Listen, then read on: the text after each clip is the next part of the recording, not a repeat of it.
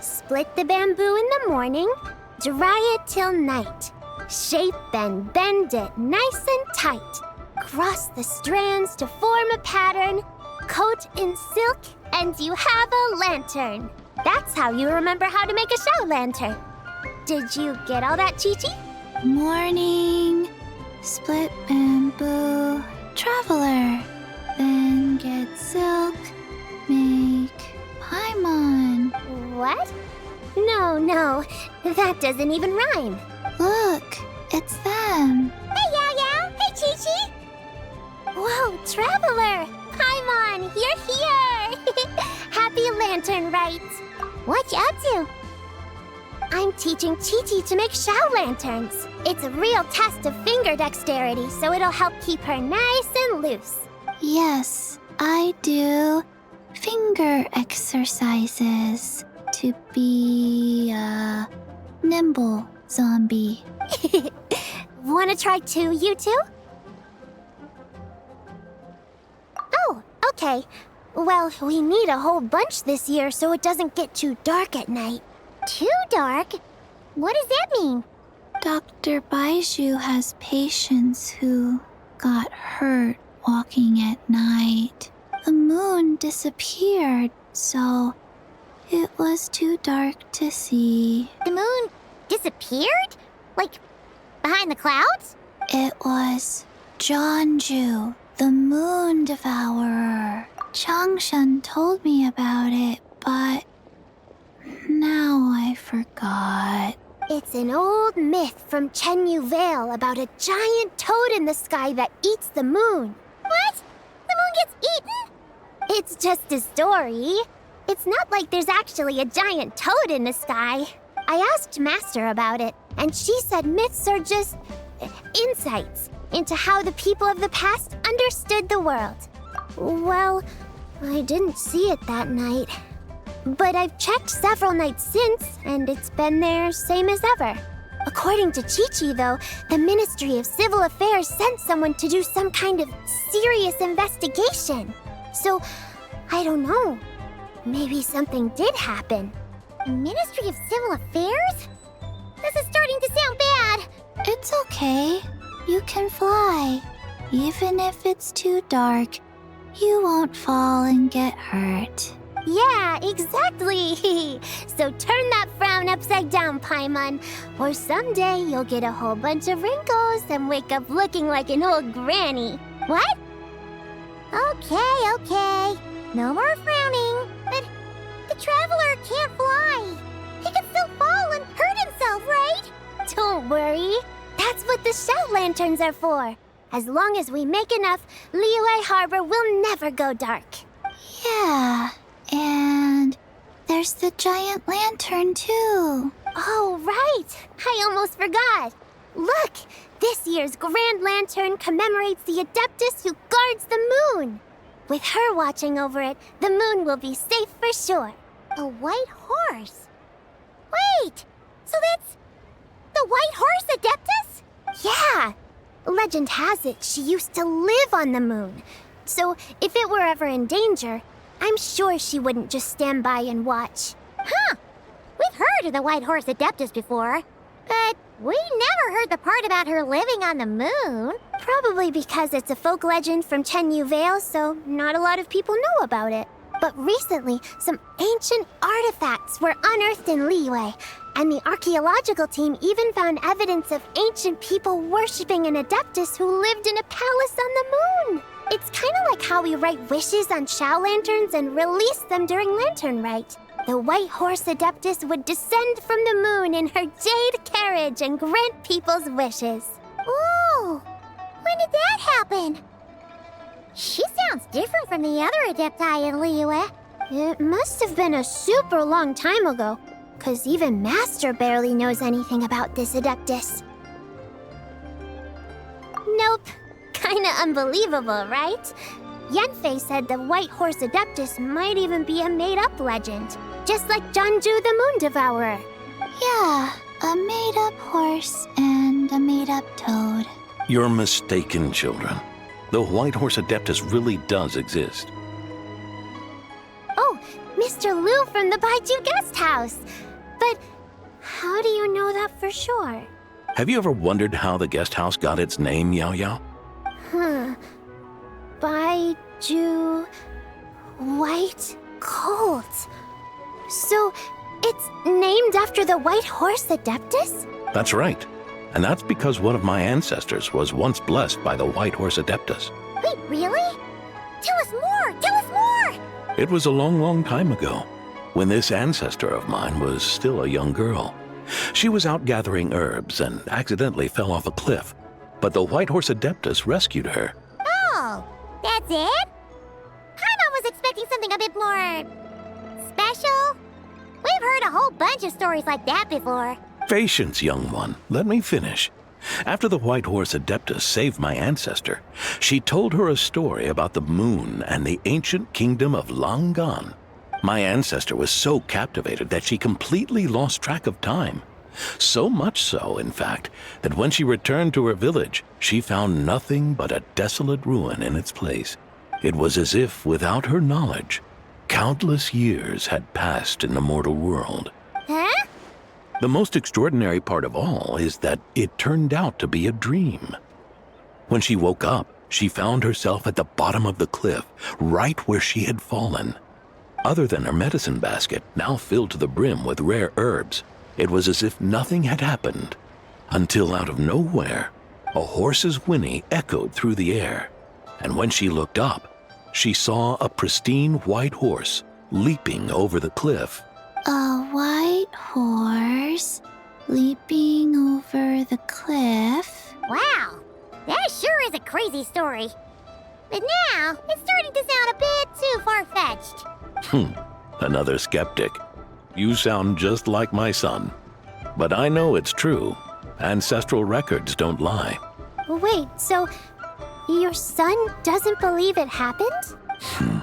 Don't get me started. Not believing is one thing, but he even wants to change the name of our guest house. It's a disgrace, I tell you, a disgrace. Well, it was getting about time for him to take over the guest house. And what's the first thing he does? Starts going on about how the name doesn't attract enough customers and how we're losing business to Wangshu Inn. Can you believe that? As if Baiju Guest House and Wangshu Inn aren't miles apart from each other. Oh, what about something like the Geo Lord's Rest? Paimon bets that would get people through the doors. Geo Lord's Rest. I like that one. This isn't about getting people through the doors. This is about disrespecting our ancestors. Oh, White Horse Adeptus, my wish is this. Let your divine power be known. Teach my foolish son the error of his ways. Paimon wants to learn more about this Adeptus. Hey, maybe we should ask Zhongli. Good idea. Mr. Zhongli is super knowledgeable. He can answer questions even Master has no clue about. Yeah, we just saw him having tea at third round knockout. All right, then that's our next stop. Chi-Chi and I are gonna keep making Shao lanterns. Careful on the road. Goodbye, Paimon. Goodbye, traveler.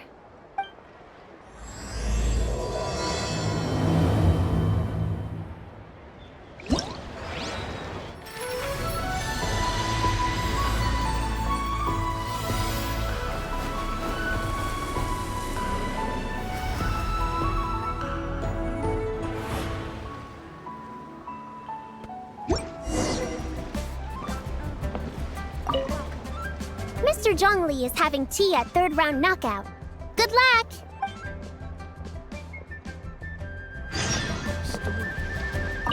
Morning.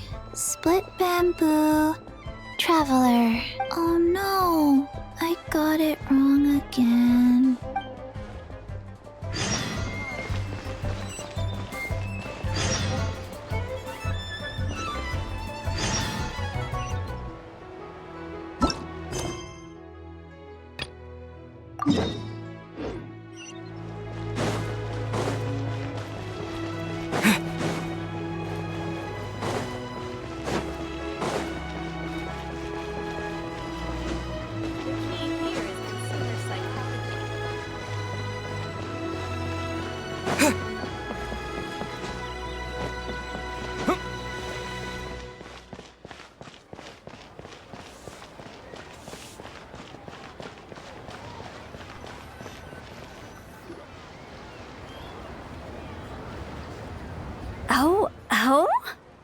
Oh.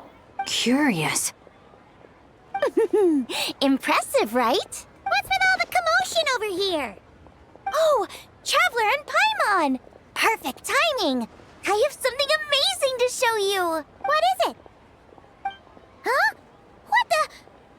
Heart of the Moon is blacked out! Was it really eaten by a giant toad? Huh. I didn't expect you to know the story of Jonju the Moon Devourer, Paimon. Don't underestimate Paimon. She learned a whole bunch of things in Sumeru.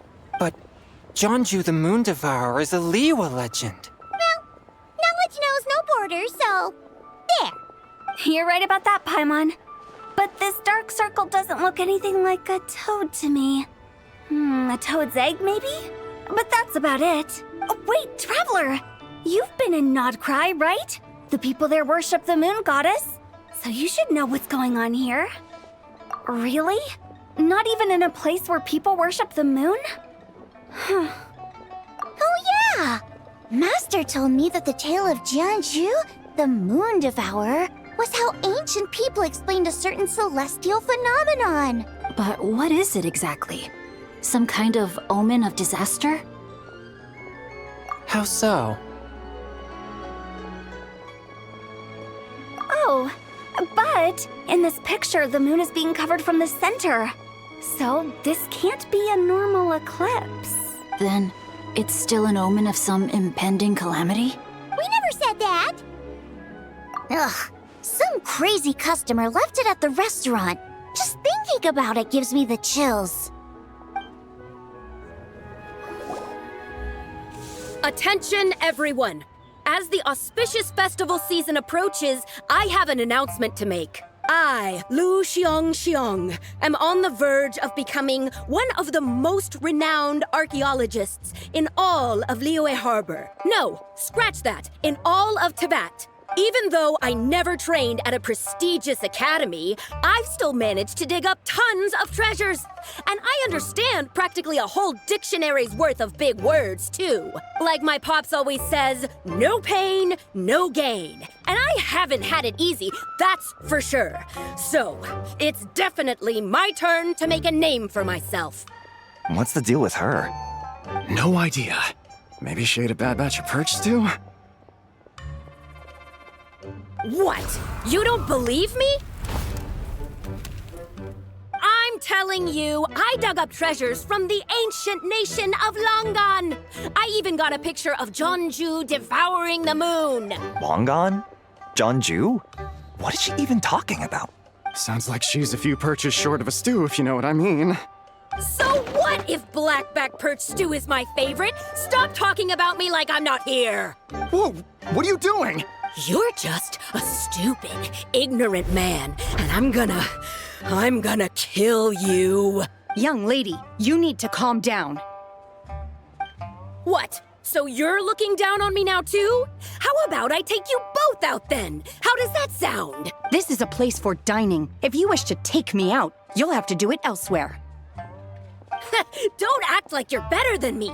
Do you know who I am? I'm about to be the most famous archaeologist in all of Liyue. No, Teyvat. Show me some respect. It's respect you want? Very well. For the sake of the other customers, we'll do this your way.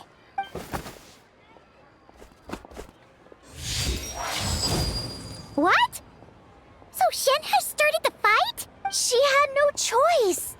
The woman pulled a shovel out of nowhere and started going crazy, flipping tables left and right. She even injured 2 other customers. Shenna did what she had to do to restrain her, then took her to the Ministry of Civil Affairs.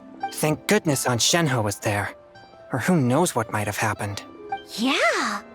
I started cleaning up after all the commotion, and that's when I found this photo. I thought it might be the one she dropped, so I rushed over to show someone. She said she took a photo of Jonju the Moon Devourer. This must be it. Can we really trust what she said, though? Clearly, something is going on with her. Paimon's got a point. It sounds like she wasn't acting right at all. How do we know she wasn't possessed by some kind of evil spirit? Aunt Shenhe would have noticed if she was possessed. All right. But what about the part about Long Gone and the treasure she found? What about it? What if she raided a tomb and dug up some super special relic, then got herself haunted by an ancient ghost? One so powerful that even Miss Shenhe couldn't sense its presence. Your imagination is something else, Hu Tao. Why would an ancient ghost come to Wanmin Restaurant, huh? To eat my blackback perch stew? Hey, it could happen. I'd want to eat your food if I was a ghost. Wait a second. She mentioned the ancient nation of Longon, right? Paimon's heard that somewhere before. You know what? My brother mentioned that some ancient artifacts were unearthed in Liyue recently. Mostly colored glass, fine jade, and bronze relics. Some of the text inscribed on them has already been deciphered. There were some poetic verses, but the word long gone popped up as well. So, does that mean this long gone place is real? Still, Paimon knows we've heard the name somewhere before. Do you remember, Traveler? Right! His ancestor heard about it from the White Horse Adeptus. The White Horse Adeptus? Oh, so you must have been to see the giant lantern already. Yep. And it turns out that the White Horse Adeptus is super mysterious, too. Even Madame Ping hasn't met her. Wait, I thought she was the gold-eyed Celadon mare of the 8 Adepts. That's just the interpretation you believe in, Hu Tao. There are other theories out there, too. The elders of Qingce Village believe that during the Archon War, a white horse leapt from a clear spring, transforming into an Adeptus who aided Rex Lapis in battle. In Chenyu Vale, some of the tribes take her to be the Daughter of Time, and trace her deeds to an even earlier era. Yet in other ancient texts, including the relics I just mentioned, she appears as an emissary who listens to mortal wishes, bestowing the blessings of the heavens and moon upon the mortal realm. Which is why we write our wishes on Shao lanterns. That's so complicated. So what's the verdict? Which version is the truth? I'm afraid there's no definitive answer to that. You two have been all over Tevat. Do you have an idea? Nope, sorry. We were actually on our way to ask Zhongli. He knows even more about this kind of stuff than us. Ah, looking for a consultant, huh? He's having tea with Miss Linlong. Shigu Antiques is hosting an exhibition tonight. An exhibition? For what? All those antiques Sing Show just mentioned. So if you head to the big ship docked in the harbor tonight, I'm sure you'll find him. So, where to next? How about we go to the Ministry of Civil Affairs to ask about the White Horse Adeptus? We might be able to find out more about the recent moon situation, too. If you're heading to the Ministry of Civil Affairs, could you give them this picture for me? Since it belongs to that customer, she deserves to get it back at least. It might even help the Ministry with their investigation. Ha! All right! We're off! Oh, wait! I almost forgot! Happy Lantern Rite! Come have a meal with us when you're free.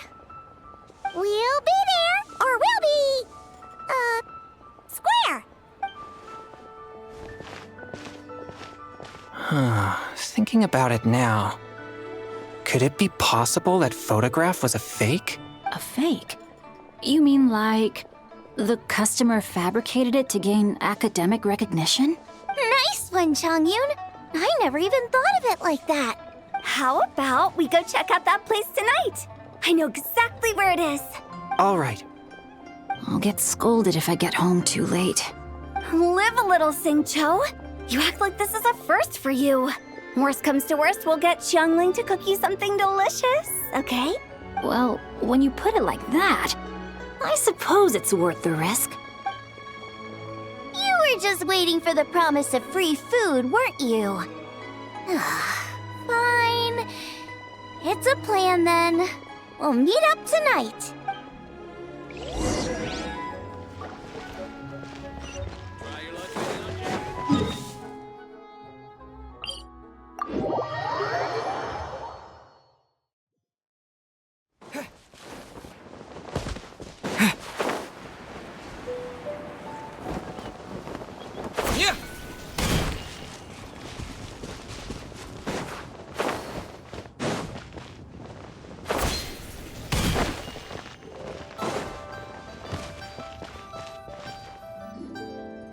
Your grandfather is of the same opinion, Miss Lanyan. Yes. On Lantern Rite, the moon shall go dark. That's what the signs are indicating. Celestial observation isn't Grandpa's strong suit. But he discussed it with several other elders from our clan, and their conclusion was the same. It's consistent with the information we've received from other sources as well. You mean the whole thing? About the legend of Jeonju the Moon Devourer? Happening in real life? Yes, that's one of them. So it's true. I thought it was just a rumor. It's true. But right now, the bigger issue is that all our sources indicate the phenomenon's gonna happen again. I'm not sure this bodes well. Let's remain optimistic for now. We're making progress interpreting the artifacts, and Ganyu is consulting with the Adepti as we speak. Besides, apart from the incident at Wanmin Restaurant, there haven't been any other moon-related disturbances. Ningguang, Keqing, and Lanyan, you're all here! Oh, Traveler! And Paimon! It's been a while. Happy Lantern Rite. Yes, happy Lantern Rite. What brings you here, though? I thought you'd be in the harbor enjoying the Shao lanterns. You're certainly not the type to visit Yujing Terrace for no reason. Is there something I can help you with? What? We're not allowed to just drop in on our friends during the festive season? I was only teasing. You're welcome to visit us anytime you wish. Happy Lantern Rite. Oh, and about all the moon business you were just talking about? We have something to show you. Here, take a look! Whoa! Something really did take a chunk out of the moon.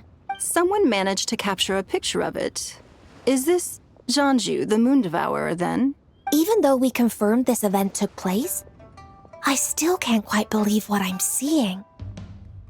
Where did you get this picture? From Xiangling! She found it when she was cleaning up after that customer caused a scene. She thinks they must have dropped it. Wait, is this Chawang Terrace? No, it's just where I'm from. It said that Chawang Terrace was where the ancient people of Chenyu Vale communicated with the heavens. And in this picture, the moon happens to be right above Chawang Terrace. I was just surprised, that's all. It's probably just a coincidence. That's interesting because the ancient people of Chenyu Vale migrated there from the chasm area. The chasm? So, that place is involved too? According to our investigation, that customer you just mentioned, Lu Xiangxiang, her father and grandfather are merchants in Liyue Harbor, and her mother and grandmother grow tea in Chaoying Village. A few days ago, she left her home in Chaoying Village to join a civilian archaeological team funded by Hoishan Hall, and ended up excavating some artifacts in the chasm area. These artifacts were then entrusted to Shigu Antiques and are set to be featured in an upcoming exhibition. Then, of course, the incident at Wanmin Restaurant occurred. We suspect something happened during the excavation that left her with quite the shock. And now, it seems like she also went to Chawang Terrace and took that picture of the moon disappearing. The chasm? Chuang Terrace? Things are getting pretty complicated. She's not in a good mental state, so we took her to Boo Boo Pharmacy to get some help. Why don't you come with me to check up on her? At this point, you seem invested in this case too. Then let's head there now.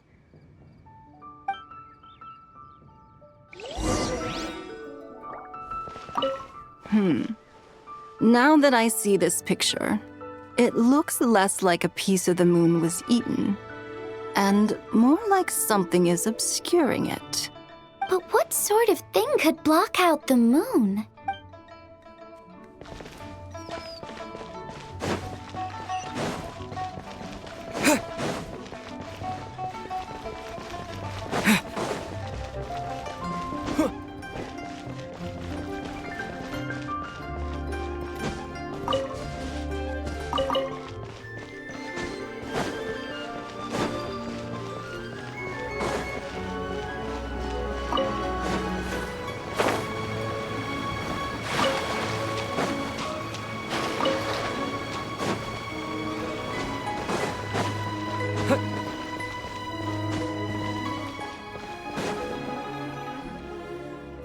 Lady Yuheng. Oh, and the Traveler and Paimon are here as well. What a pleasant surprise. Happy Lantern Rite. I hope we're not interrupting, Dr. Baiju. Not at all. I assume you're here to see the patient. Unless it's urgent, however, it would be best not to disturb her rest. It's quite unstable. She's even more agitated than when she first arrived. And she refused to cooperate when we tried to check her over. I had no choice but to prescribe a calming draught and to have her rest for 2 days. So she's getting worse? That isn't the news I was hoping for. It's just a precaution. Based on an earlier conversation with her, it seemed more like a fixation than anything else.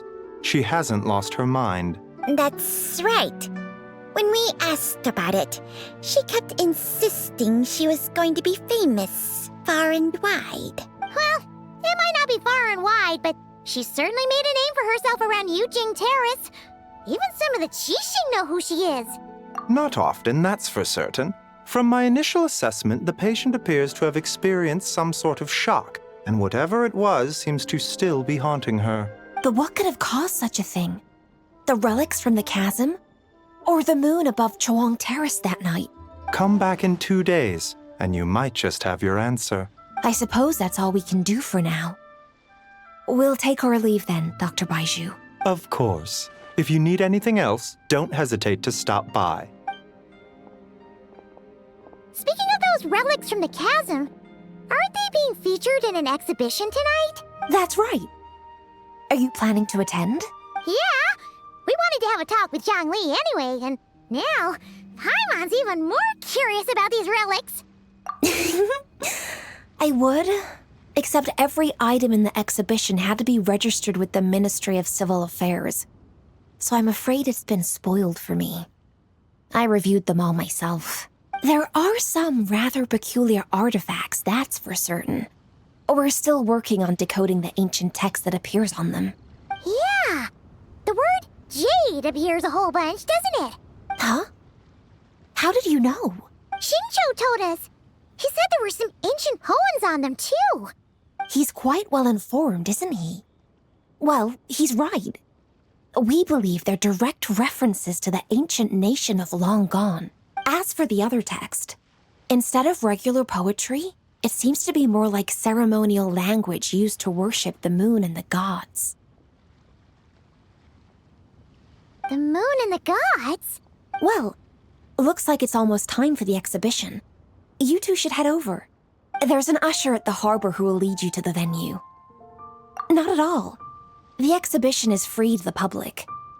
The people of Liyue have a great respect for our history and are eager to learn from it. Plus, the exhibition is being organized by Linlong, the owner of Shigu Antiques. As far as I know, it's been a long-time goal of hers to hold a cultural exhibition of this scale, where people can learn all sorts of information about the past. Guess we're in for a real treat tonight, then. Yes, have a great time. There's still more artifact decoding work I need to finish, so we'll have to part ways here. After seeing the picture you brought, There's a few ideas I'd like to follow up on. You're hard at work even during festival season? Huh. You haven't changed one bit, Ka-Ching. I'm simply fulfilling the responsibilities of my position. That's all. All right. I should get going. See you later. Well, guess we should head over to the harbor and find that usher.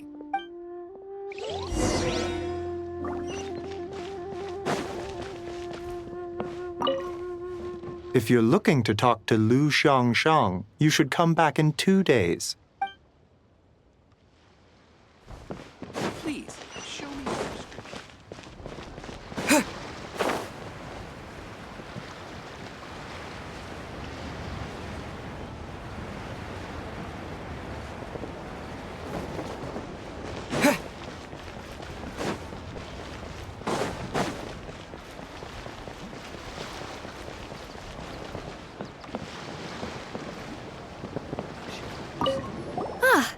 Here for the exhibition? I can take you aboard. After you.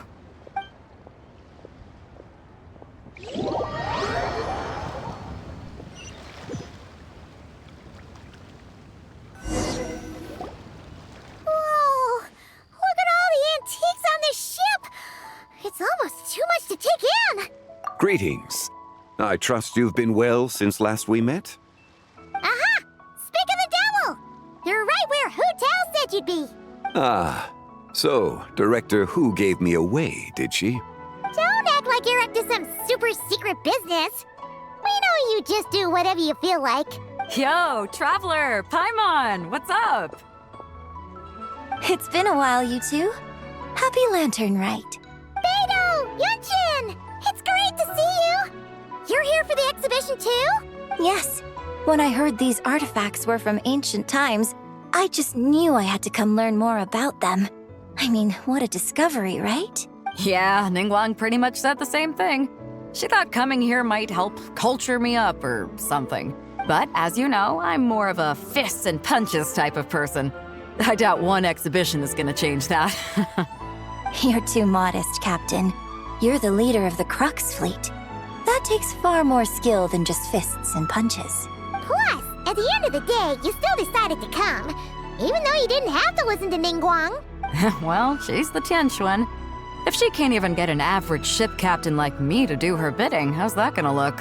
You sure know how to think from her perspective, huh? I guess I do. Anyway, how's everyone enjoying the exhibition? I heard that if you see something you like, you can negotiate the price with the owner and take it home. Wait, so we can buy this stuff? Indeed. Although Shigu Antiques is hosting this exhibition, many of the items come from private collectors. As long as both parties reach an agreement, you can make an offer of mora or an equivalent trade. Well, shall we continue our conversation as we look around? Let's go! Paimon's super curious about all this stuff.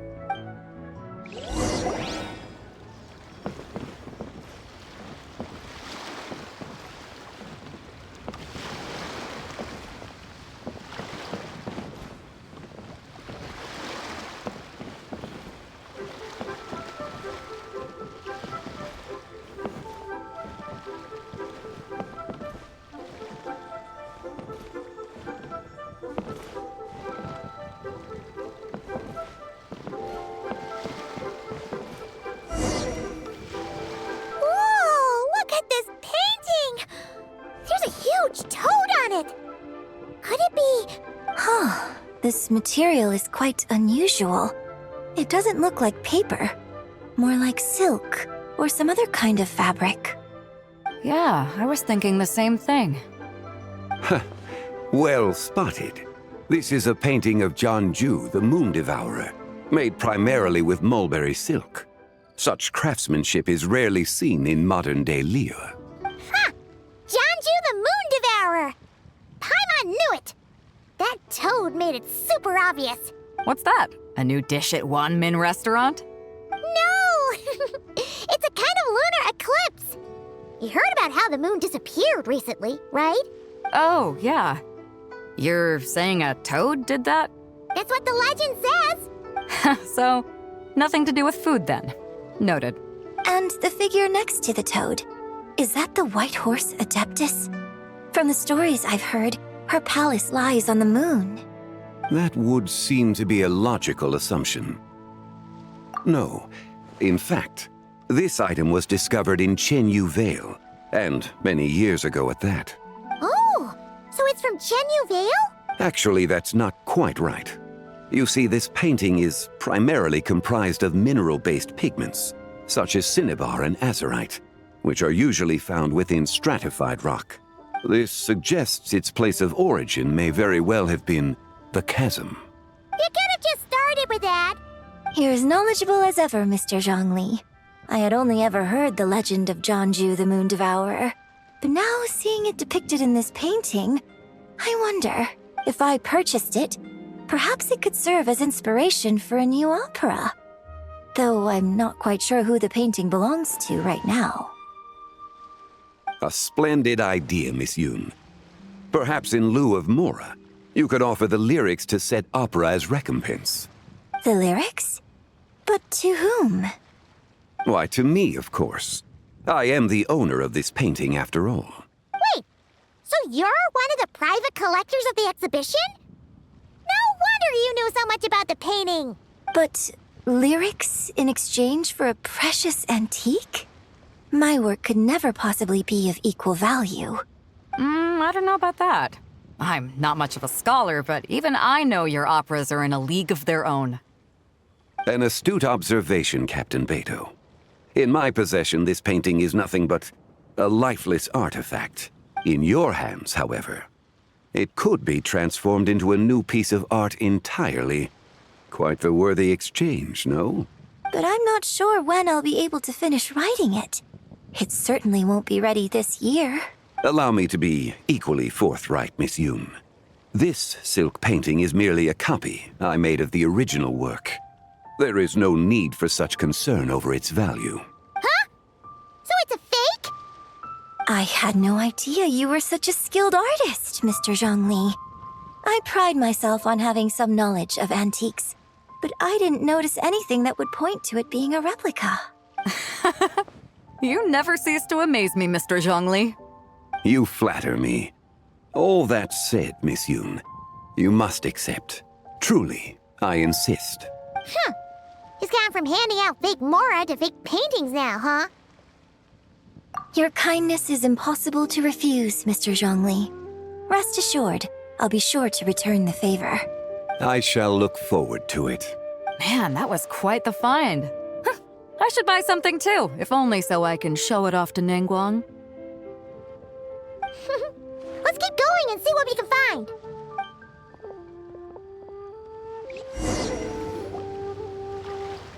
Wow. This bronze war chariot is really something. It must have quite the story behind it. I've never seen anything like it before. Do you know what this is, Zhongli? Ah. I heard from Miss Linlong that a carriage made of Celadon jade was unearthed in the chasm. A copper canopy. A body adorned with flowing clouds and geometric patterns. Yes, this must be the one. A precious piece indeed. This thing's gotta be thousands of years old, right? Crazy to think people back then were capable of such intricate metalwork. Too often, we view the past and future through the lens of the present. Objects that fascinated us as children seem crude later in life. And that's only after a few decades or so of separation. If one were to stretch time across hundreds or thousands of years, one might discover that time is not always a force that pushes things forward. It would seem the people of that era managed to create a remarkable civilization in their own right. Makes me want to get my hands on this even more. Ningguang's gonna be so jealous, don't you think? Has this war chariot caught your eye, Captain Beto? Oh, you must be Linlong from Shigu Antiques. Nice to meet you. This exhibition has been amazing so far. Well, that's all thanks to supportive patrons like you and Mr. Zhongli, of course. As for this war chariot, it was discovered by an archaeological team sponsored by Hoishan Hall. The price comes in at 90 million Mora. How much? 90 million? Whew, looks like my eyes were a bit too big for my wallet. Quite a bargain. A bargain? 90 million more I could feed Paimon for like 1,000 years! And if you actually went on an eating spree that long, perhaps you'd be considered an antique worth that kind of mora, too. What, 90 million? Nuh-uh! Paimon's worth way more than that! Well, if Mr. Zhongli thinks it's a good deal, I'm sure it's worth it. Beido's putting way too much faith in Zhongli. What if he's only here to drive up sales? I'll take the chariot, Miss Linlong. Someone will come by with the payment. Quite the discerning eye you have, Captain. After the exhibition ends, I'll have someone deliver it to the Alcor. Actually, could you send it straight to Yujing Terrace? I'd like for the Tianquan to see the proof of my discerning eye for herself. Understood. Great! Yunjin and I both found something. What about you three? Want to keep perusing? And don't worry about the mora, it's all on me. Nobody's going home empty-handed tonight. I appreciate your kindness, Captain, but I'm afraid I have some private matters to discuss with Miss Linlong. In that case, don't let us keep you, Mr. Zhongli. Right this way. Traveler, Paimon, perhaps you would like to accompany me. What? So you can show us another bargain antique that's so far out of our price range it's not even funny? Other people are always demanding Mr. Zhongli's time, but it's quite rare for him to extend an invitation himself. I wouldn't pass up this opportunity if I were you, Paimon. Yeah, just don't forget to come aboard the Alcor for a drink later. Yeah, guess you're right. Taking a quick look isn't gonna cost us anything. Let's go!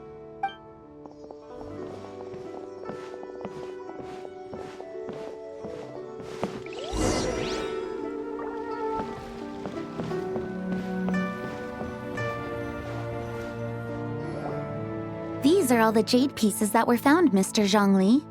Wow! So many styles! What kind are these? These are a type of ceremonial jade. You're familiar with Chenyu Vale's rain jade, right, yes? Oh, yeah!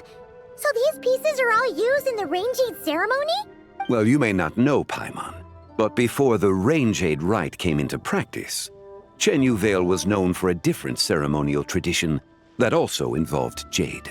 The Bi is used to honor heaven, the Tsong to honor earth, the Gui to honor the east, the Jiang to honor the south, the Hu to honor the west, and the Huang to honor the north. These form the 6 ritual jades.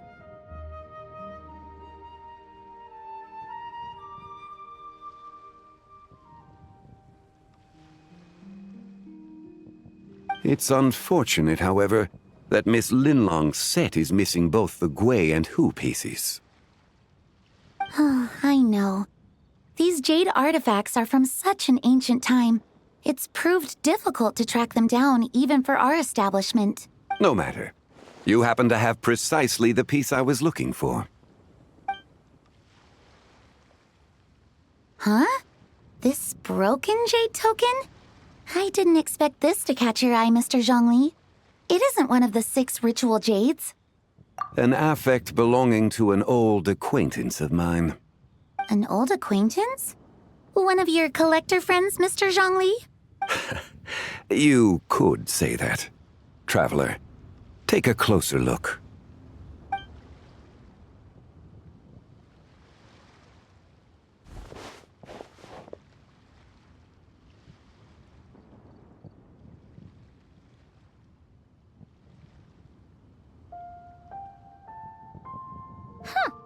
It doesn't look all that special to Paimon. Just seems like a broken artifact. Indeed. It's been thousands of years since the moon has appeared in such a form.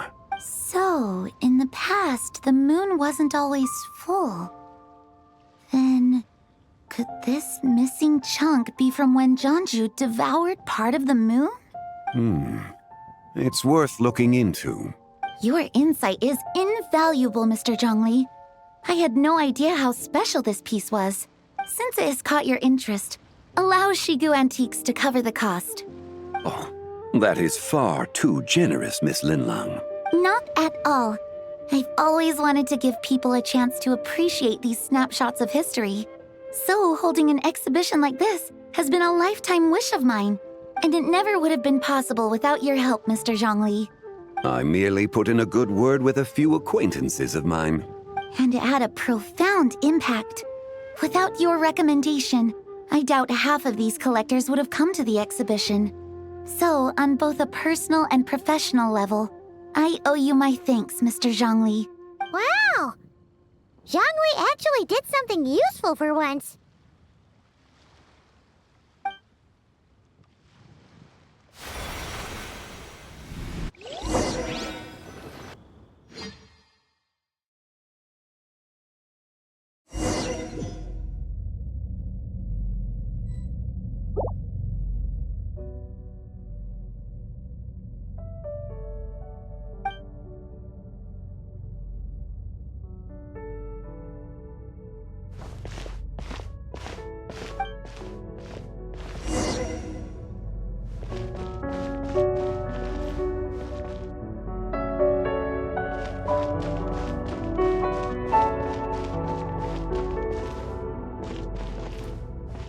Three, 5, 7.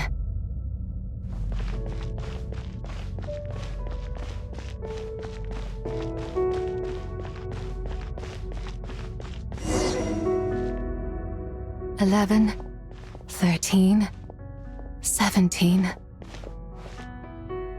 19, 23, 29.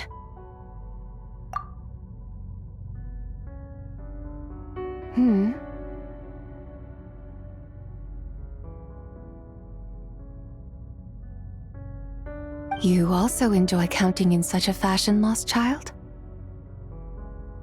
The same loneliness as them.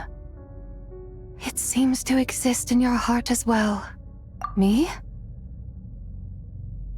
I'm sorry, I don't remember. The shadow of the moon? Or a dream of time? I'm sorry. No one has asked me such things before.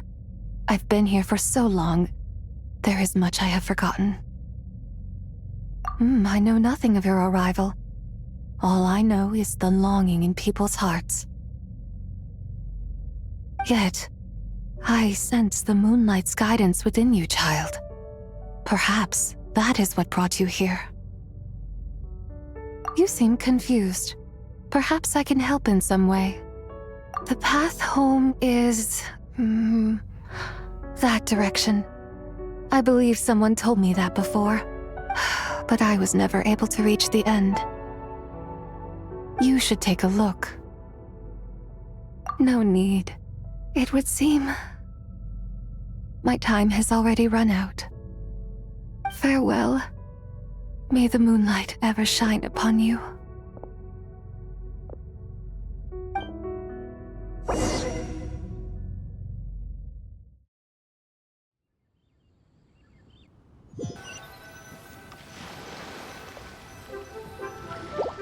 Wow! Zhongli actually did something useful for once. Your complexion looks rather ashen, traveler. Are you feeling all right? Yeah, what's wrong? Does your stomach hurt? Huh? What are you talking about? You were right here the whole time. Ah, I see. I'm afraid we must take our leave, Miss Linlang. My friend has taken ill and I must escort him to get some rest. Of course. Traveler, Paimon, please, come with me. Ah, yes. Regarding the payment for the jade token. Charge the expense to the Wangsheng funeral parlor if you would.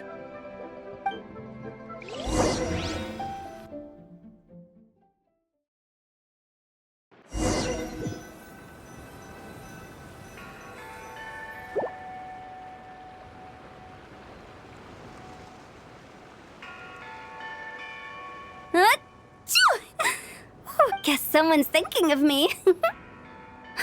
But this late at night? Must be that consultant of yours. I bet he's out there spending all year more at the exhibition. Yeah, he'd be the perfect employee if he just knew how to rein in the spending. But never mind him. Let's focus on the moon. We gotta see if it gets eaten tonight. I don't think it's going to happen. We've been out here all night, and the moon's the same as ever. It is quite late, and Chongyun's getting tired. How about we head back? We can come back another time. Head back? Already? Actually, I do have a new dish I'm testing out tomorrow. And as part of my New Year's resolution, I'm trying not to oversleep. All right. Guess it just wasn't meant to be. Let's go.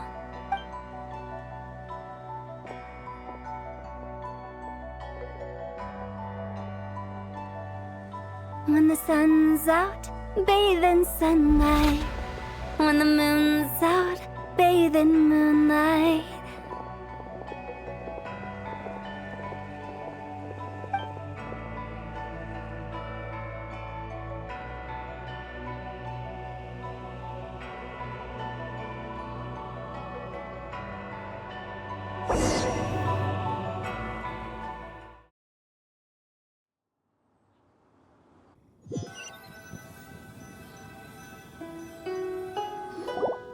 Wait, aren't we going to rest? Why did you bring us here? Because I imagine the traveler would like to know what just happened to him. Oh, right. Ugh, Paimon's confused, though. She could have sworn you were there the whole time. Oh, how is that possible? It sounds like his spirit formed an inexplicable connection with the being in that space. Ah, you suspected from the beginning, didn't you? Indeed, the being you met is the fabled White Horse Adeptus, and the original owner of this jade token. Her name is Zibai. Wait, does that mean she's inside this token? No, she does not reside within this token, but rather within the moon's shadow. This token is merely a medium. Word has it you accomplished quite the feat in Notcry. You and your friend brought the Frost Moon back to Tevat. Tell me, did you ever wonder about the other moon? The one that hung in its place for thousands of years? We never really thought about it, but it must have been a fake, right? A fake moon! Indeed, it was false. Its true nature, nothing but a projection of the moon. It also happens to be the prison that confines Zibai to this day. Wait, the White Horse Adeptus is trapped inside that projection? Then we need to rescue her! But the moon in the sky right now is the real one, right? Where did the fake moon go? And why can't Paimon see it? With the return of the true moon, the shadow naturally lost its place in the heavens. Now, it is disintegrating bit by bit. It's a process that comes and goes. When it occurs, it looks like the moon is being obscured by a black shadow. But when it stops, the shadow disappears and becomes invisible to the eye. So, you're saying there's an invisible fake moon blocking the real moon right now? Indeed. Okay, this is not what Paimon was expecting. My hypothesis is that people's wishes could be what trigger the periods of disintegration. After all, when you experienced that episode just now, it was precisely when Miss Linlong spoke of her own wish. Wait, is that because the White Horse Adeptus answers people's wishes? The legend must be true then. So, that means the more wishes we make, the faster the fake moon will disintegrate, right? Then it won't be long before the White Horse Adeptus is free! Quite the contrary. After countless years trapped inside, the two have merged into one. When the moon shadow is gone, Zibai will cease to exist in this world. Oh no! So, by bringing the moon back, we actually hurt the White Horse Adeptus? Do not burden yourself with such thoughts. Because of your actions, a promising opportunity has presented itself to us. Let us not forget, what is crumbling is also precisely that which imprisons her. Yes, and that is why I invited you here tonight. Your connection to that broken jade token confirms that you can do what I envision. However, while I had hoped to receive your assistance, this matter could have significant ramifications. I must admit a certain reluctance to implicate you in more of Tevat's secrets. Often, the deeper one's knowledge of such matters, the harder it becomes to extricate oneself from them. You are someone who once traveled through the boundless sea of stars. I cannot help but wonder, perhaps it is wrong for your fate to become too entangled with the fate of any one world. Such is your conviction, then. Since journeying beyond Liyue, you have had ample time to reflect on these matters, it would seem. Very well. The first secret I must reveal is that Zibai has long since passed away. The being within the Shadow Moon is merely one of the 3 deadly selves she severed before her death.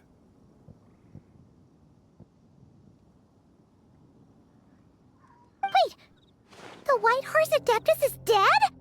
Weren't you supposed to tell us how to fix this? Now it just seems even more impossible! Please, remain calm, Paimon, and allow me to explain. The 3 deadly selves is a practice used by those engaged in spiritual cultivation. The intent is to sever the 3 vice-laden mortal selves to reveal one's true, pure self beneath. However, Zibai's 3 selves are more complicated in nature, because in the moment before her death, someone preserved the shattered essence of her soul and placed the fragments within her 3 deadly selves. If we retrieve the 3 fragments of her soul, there is a chance we can restore her presence in the mortal realm. So that means we can bring her back to life? Yes, provided we retrieve the fragments of her soul's essence from the 3 deadly selves. Indeed, the being you encountered was Zibai's first deadly self, Ziju. After Zibai's death, she ascended to the heavens and became one with the Shadow Moon. The essence that resides within her is a heavenly soul, also known as Taiguang. Thus, this self is the closest to Zibai's true nature. That said, because she is trapped within the Shadow Moon, we have no choice but to seek out the other 2 soul essences first. Then we can unite them as one. Her second deadly self is called Ziju. After Zibai's death, she fell into a slumber deep beneath the earth in what is now known as the Chasm. The essence within her is the Earth Soul, also known as Xuangling. She is the self that inherited most of Zibai's memories and wisdom. The chasm? So, do we have to go there to find her? That won't be necessary. I sensed her presence on the jade carriage from earlier, the one at the exhibition. It's possible the return of the Frost Moon awakened her, and she emerged from the chasm alongside that batch of ancient artifacts. Wait! That must be why you agreed to help with the exhibition! To investigate the artifacts! Indeed. So in truth, Miss Linlong was the one who helped me. The third deadly self is Zichao. The essence within her is the human soul, also known as Yojing, Zibai's shade. Thus she is the most free-spirited among the 3. She lent me her aid during the Archon War 1,000 years ago. But later, as her powers waned, she retreated into the mountains. I imagine finding Zichao should prove the most troublesome, so I shall take it upon myself to track her down. So, we need to find the second deadly self, right? But where do we even start? Locating her should not prove difficult. In life, Zibai was fond of mortals, and as the self who inherited most of her memories and wisdom, Ziju should be the same. It's possible she has possessed someone, and is meandering the bustling streets of Liyue Harbor as we speak. Possess someone? Wait! Are you thinking what Paimon's thinking, Traveler? What if she raided a tomb and dug up some super special relic, then got herself haunted by an ancient ghost. Exactly! Lu Xiangxiang! It seems you have a lead in mind already. She'd still be at Boo Boo Pharmacy. She was super agitated when she first got there, so Baishu gave her some calming medicine and told us to come back in 2 days. Do you think it could be her, Zhengli? It's quite possible. The deadly selves are impure beings that can easily influence mortal minds. A sound plan. Well, I should get started on my own investigation then. But you're leaving already? I must. Zichao went into hiding after the Archon War. If I am to have any success tracking her down, and there's no guarantee, I should start sooner rather than later. But there's still so much you haven't told us. Like, who the White Horse Adeptus actually is, and how she died in the first place. Not to mention who it was that preserved the fragments of her soul.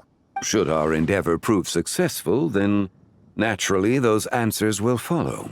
If not, speaking of them would be rather meaningless. It would seem that this is a question you are unwilling to set aside. Very well.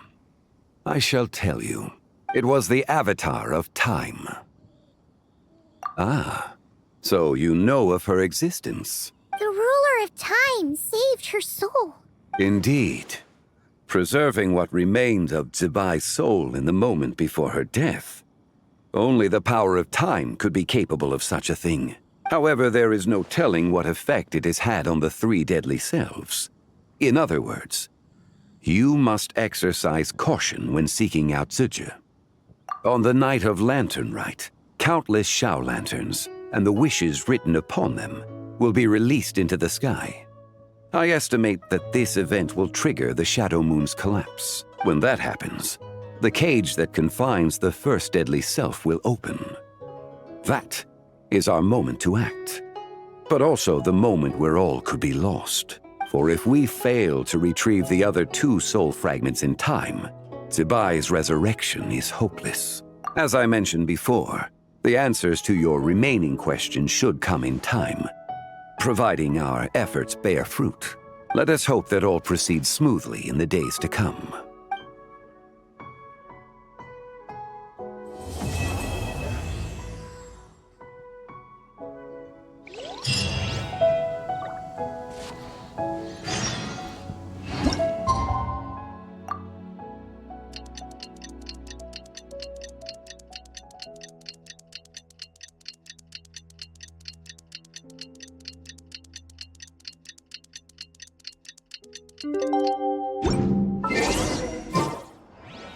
Oh, should we head to Boo Boo Pharmacy today? Fingers crossed we learned something useful.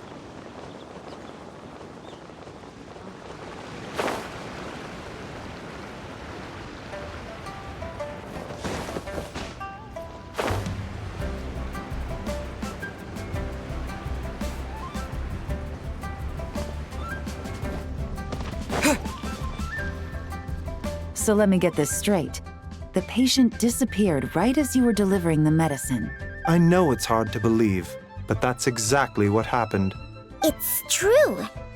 1 minute she was there, and the next she was nowhere to be seen. Hey, it's Yelan! Fancy seeing you here! Oh, is this a bad time?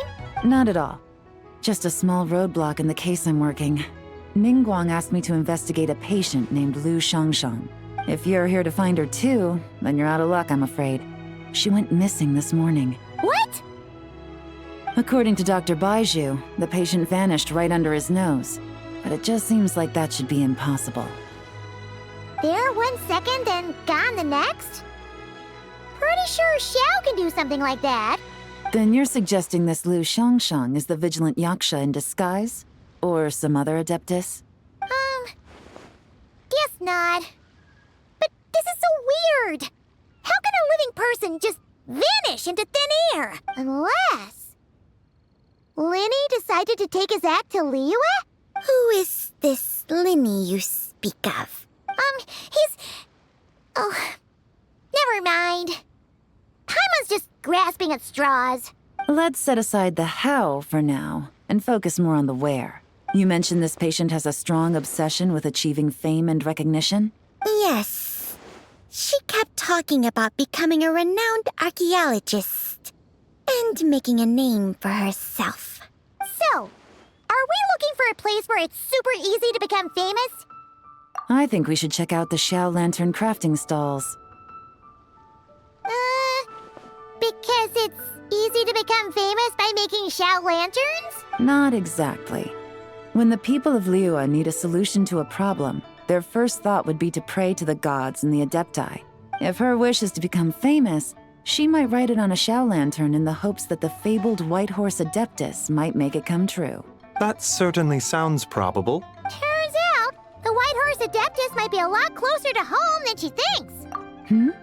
What was that? Nothing. Let's go check out those stalls.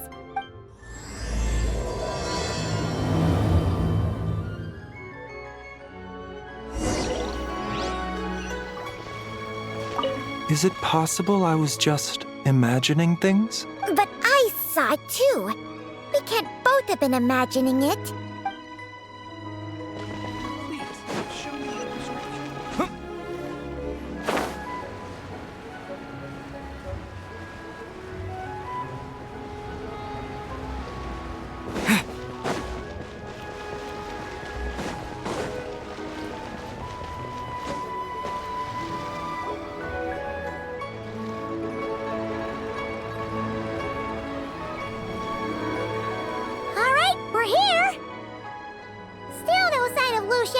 Though. As long as you're patient enough, Paimon, you'll find that hunting down people is no different from hunting boars. We need to blend into the environment, or we risk alerting the target. So as far as everyone here is concerned, we're just ordinary tourists. Oh, okay. If we need to blend in, then let's make some Xiao lanterns and write our wishes down, like everyone else.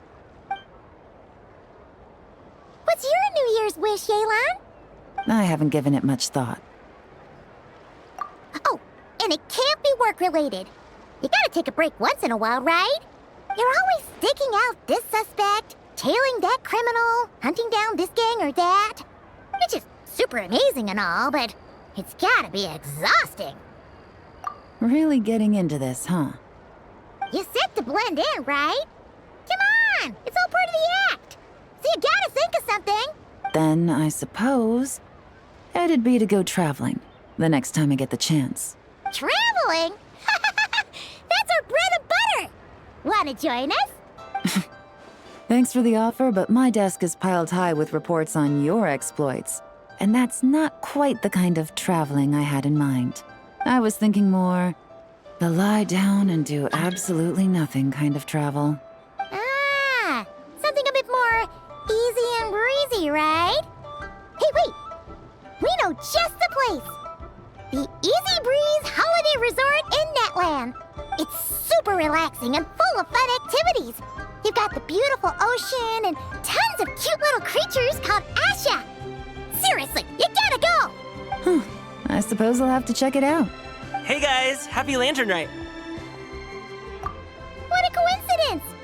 You here to make Xiao lanterns too? Well, it's that time of year, am I right? Thought I'd join in on the fun.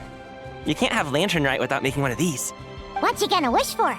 Aw, man, it's kind of embarrassing, but whatever. The truth is, the mighty mythical beasts are seriously struggling with recruitment. So I'm hoping to find a few apprentices and teach them the art of wushu dancing. Awesome! Shurfugami, here we come! Whoa there, Paimon. One step at a time. I actually need to find people first. Yeah, but Paimon bets people will jump at the chance to learn from you! Well, I wouldn't be so sure. Wushu dancing is super physical and takes a lot of hard work to master, so it's not easy to find people. At this point, if the Adepti can't help me, no one can. I'll do it! Huh? You just said you wanted an apprentice, right? Well, I'm offering. What do you think? Whoa, the White Horse Adeptus works faster than I thought. Traveler, it's her. Lu Shangshang. Our target! Hey! Didn't you hear me? I said I wanted to be your apprentice! No need to shout. I heard you the first time. What's your name? Step back a bit, Gaming. This person could be dangerous. What? Hey! What are you trying to do? Do you know who I am? Get back! Lu Shangshang, we have no intention of harming you. We just need to ask you a few questions. Get back, I said! Try to remain calm. If you come any closer, I'll...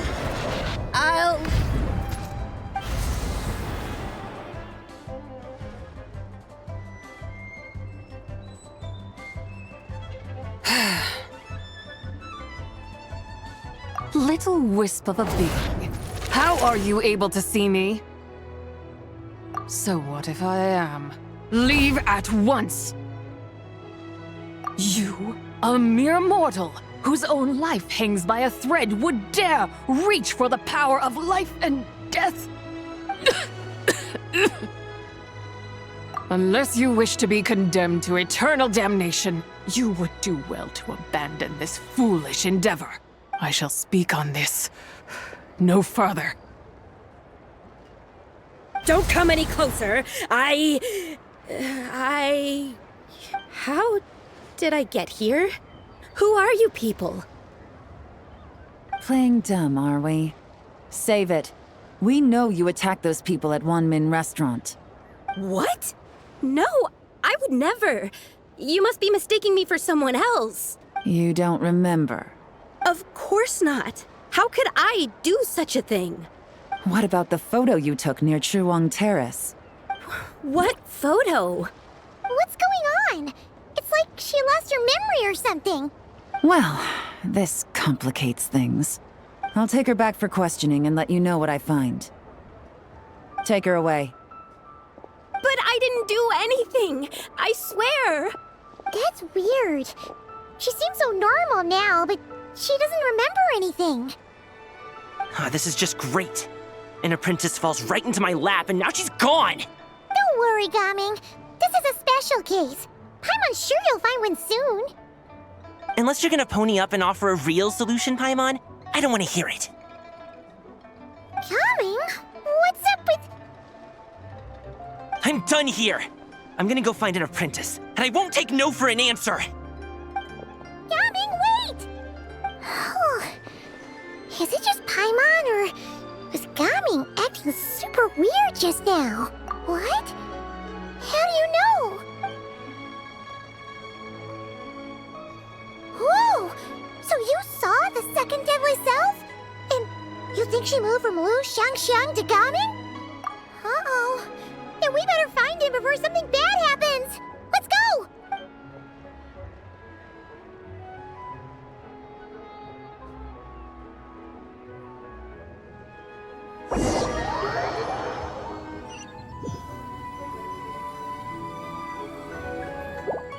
Alas, why must Cloud Retainer inflict such woe upon us, Mooncarver?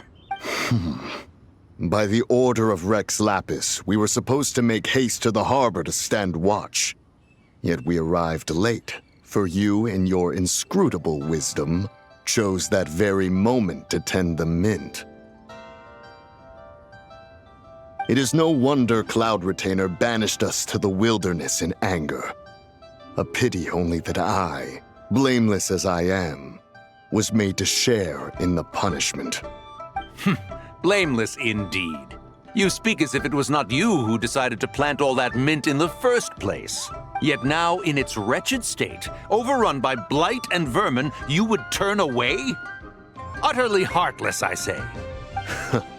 Were I truly that heartless, would I have rescued those seedlings from this desolate wasteland, granting them haven in your hallowed garden? Alas, if blame must be laid, let it fall upon Cloud Retainer for failing to recognize the virtue of our plight. Ah, at last a sentiment with which I can agree. If ever Cloud Retainer is away, we should steal into her abode and plant a veritable field of mint. A tempting little ruse, is it not?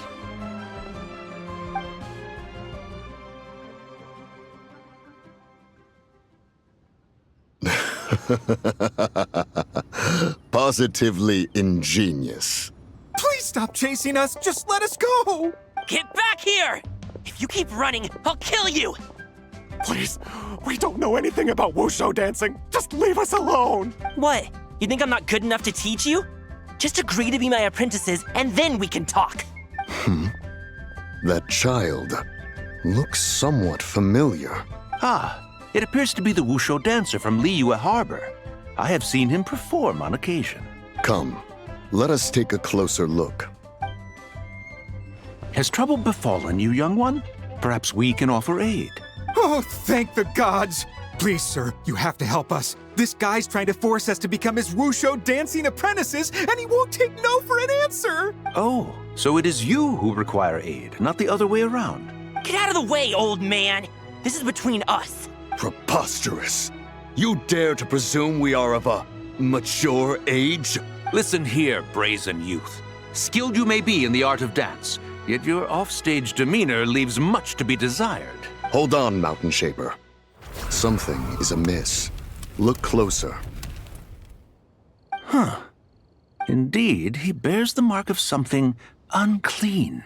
It spells trouble. You there, depart at once. Hey! You drove off my recruits, old man! You'll just have to take their place, even if you're a bit on the decrepit side. Many years it has been since a being has dared speak to us in such a manner. Now let us see what evildoer has sought to use you as its puppet, young one. You two, you're Adepti! Does that strike fear in your soul? Whoa! 2 Adepti recruits just fall right into my lap? That white horse sure knows how to grant a wish. Coming! Slow down! Wait for us! Jeez, take a hint, will you? I told you to stop following me! Traveler, Paimon, keep your distance from this youth. Evil has taken a hold of him. We know! It's one of the White Horse Adeptus' deadly selves! She's possessing Gaming! The White Horse Adeptus' deadly selves? Could it be that Rex Lapis called us to Liyue Harbor for this very reason? Hey! What are you two whispering about over there? Who's gonna be first apprentice and who's gonna be second? It doesn't matter! I'm not the kind of Sufu who plays favorites. Insolent spirit! Be gone from this child at once!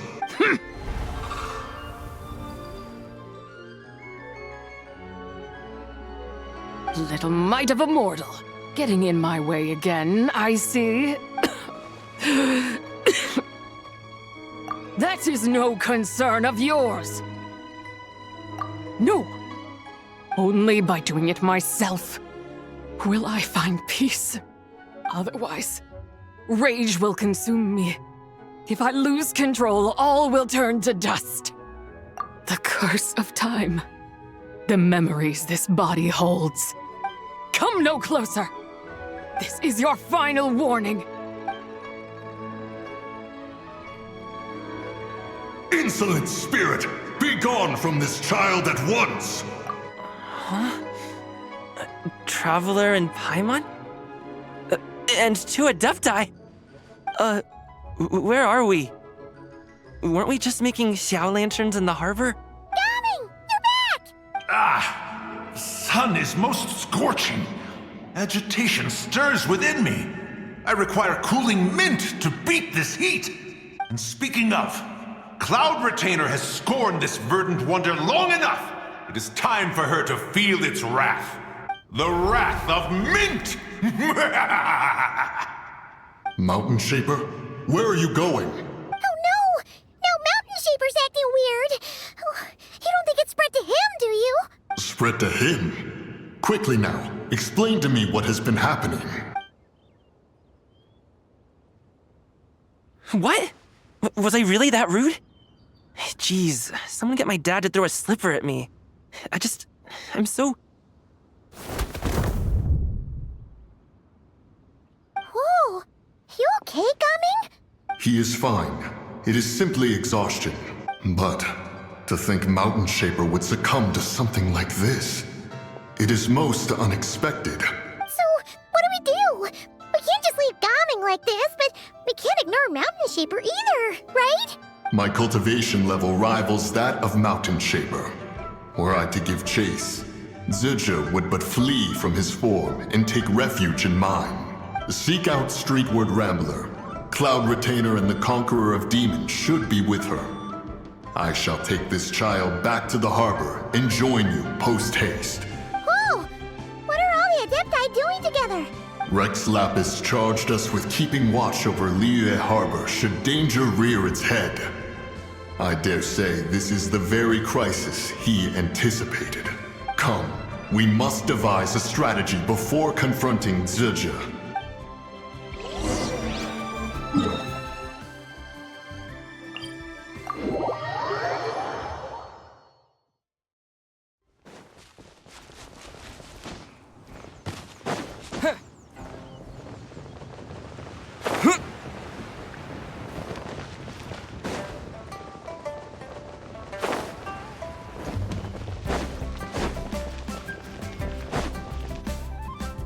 The White Horse Adeptus? You mean the mysterious white mare that aided Rex Lapis during the Archon War? Even if it's not her, there must be some connection. She always avoided us back then, and I never knew why. Rex Lapis's recent trip seems to be related to this person as well. Xianyun! Madam Ping! Xiao! Great! You're out here! Ah, Traveler. It has been quite some time. Oh, happy Lantern Rite Paimon. You're as lively as I remember. I trust things have been well. Sorry, Madam Ping. No time to catch up. Something terrible has happened. What is it? Has Mountain Shaper gotten himself into trouble? Mooncarver is here with you, but he is not. The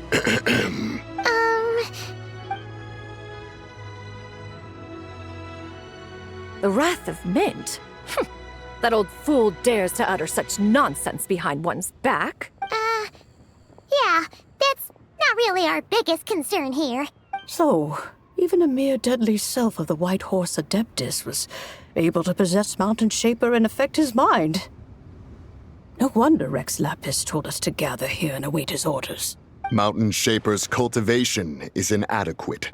He was caught unprepared. Were it one of us, Zibai would hardly have found a vessel quite so ready for the taking. Hey, that's not what you said earlier. Where is Mountain Shaper now? A question that hardly bears pondering. Obviously, he intends to plant mint in the vicinity of one's abode. Ah, then he poses no great threat. We might as well let him be. Once he fulfills his wish, it's possible that Zibai will relinquish him of her own volition. Your ulterior motive is most obvious, Mountain Shaper.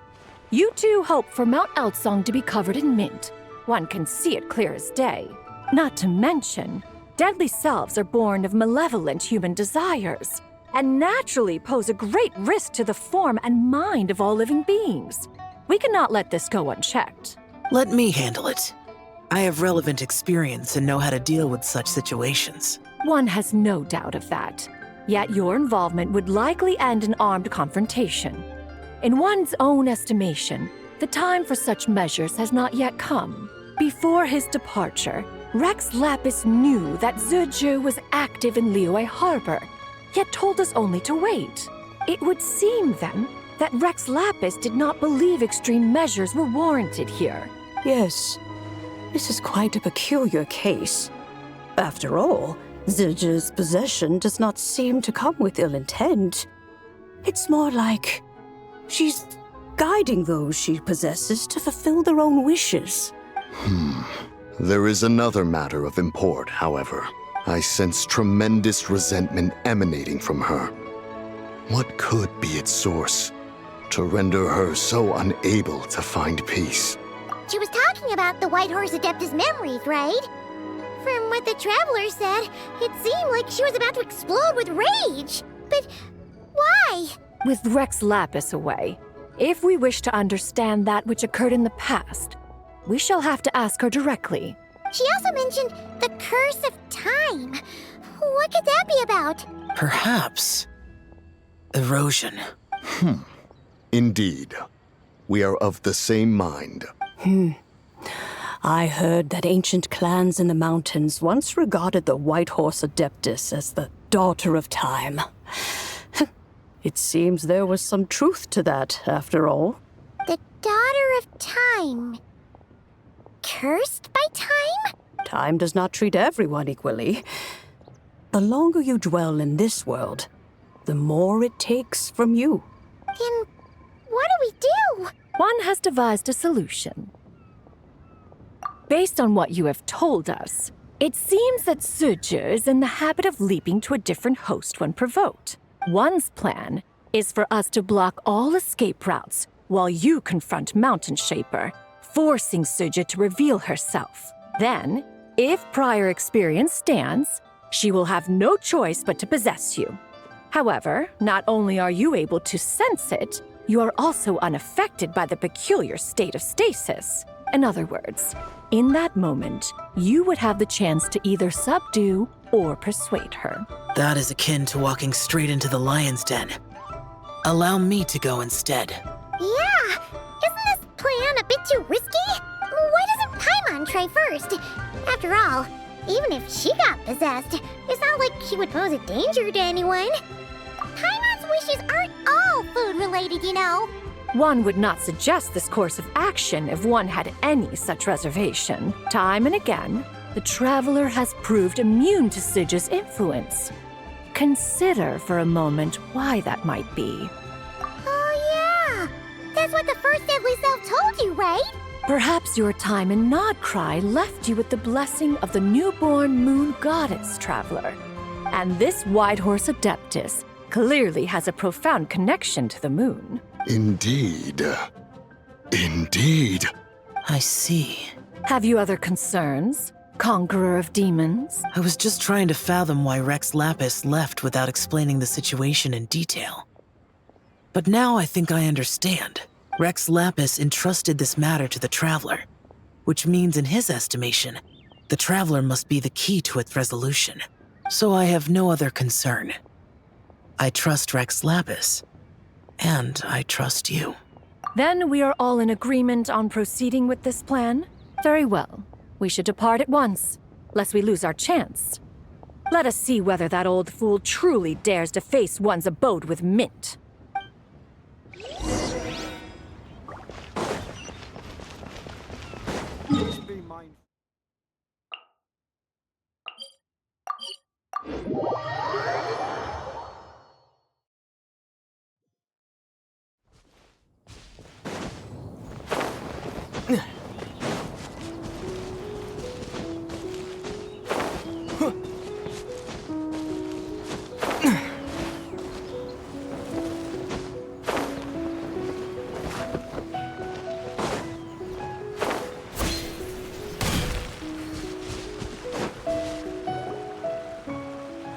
One mint, two mint, let us plant a whole slew of mint.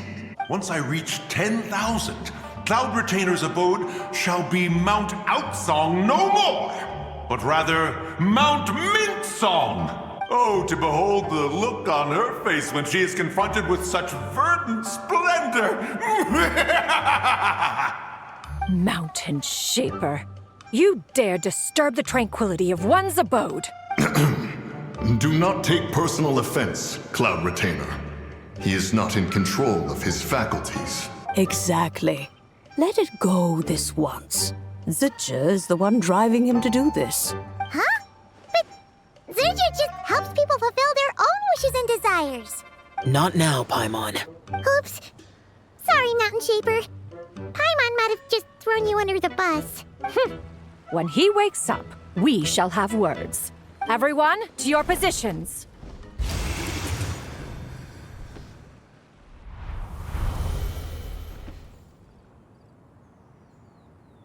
Be careful. A pest? I must catch it. Again! Oh, young one, it is you. Don't tell me. Cloud Retainer sent you? Ha! Such brazen insolence. Such presumption. Such boundless avarice. That wretched adept's impudence knows no end. If she dares lay a finger on my garden, I shall smash her cuisine machine to pieces! You think I am one to fold so easily?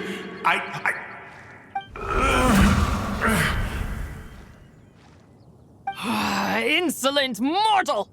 Time and again, you interfere in that which is beyond you.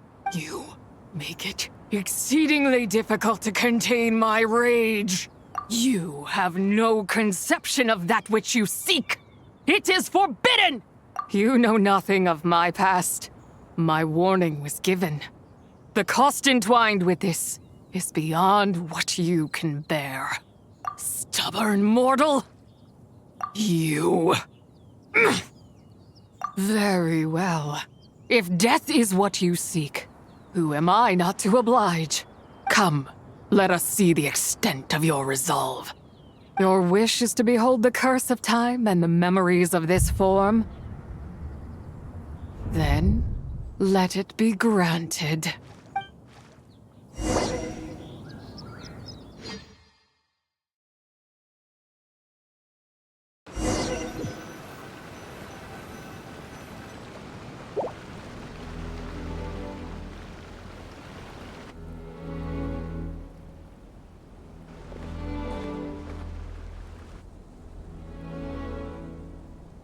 You who seek death, stand before me. My prison. I was merely a trace of impure energy within Zibai's immortal body. When her soul was shattered, it should have been the end of me.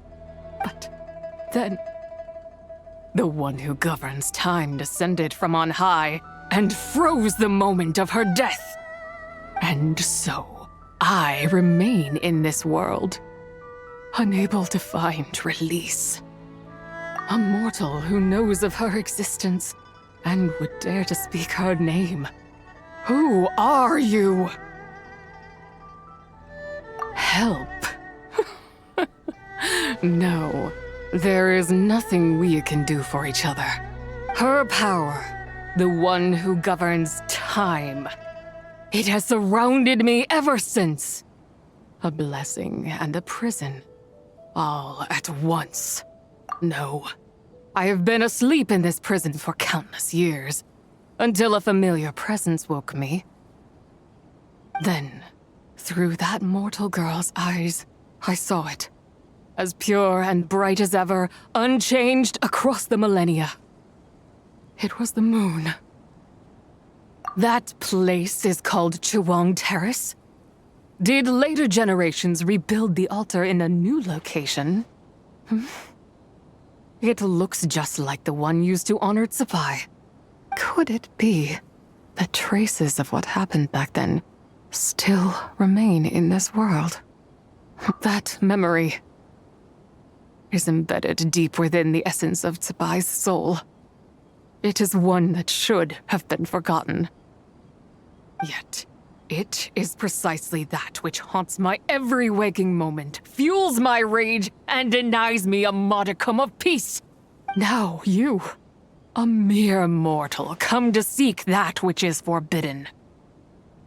So, let us see whether the fire that fuels your ambition is a hero's wisdom, or a fool's courage. I shall relinquish control over this body's curse and let it devour everything within sight. Run as fast as you can, lest this prison become your grave. Look, it draws near. The river of time, come to sweep all into oblivion. A torrent of tears for the dead and departed. I shall wait for you at the end, mortal. Evade being swept up in its waters, and I will show you everything. Fail, and we shall sink into oblivion together.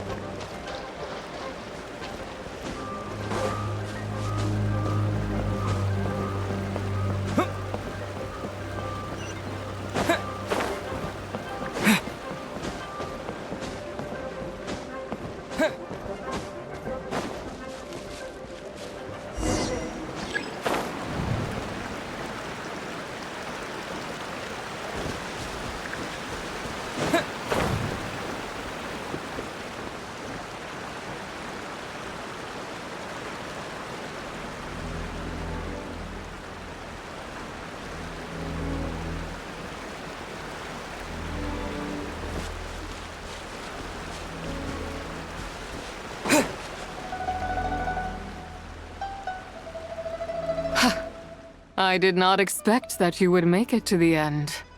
Yes, it would seem even time cannot hold you back. In that case, perhaps this truth is one you can bear.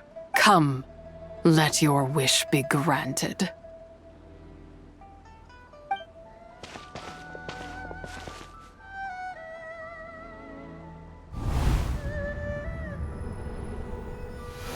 Under moon eternal, in radiant night, a maiden grants silk, soft and light.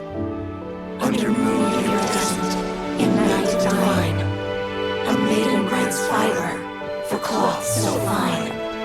Under moon of the frost, in night so great, a maiden grants tools to divine our fate. What are Mom and Dad doing? Shh, just make a wish. The kind Adeptus on the moon is listening.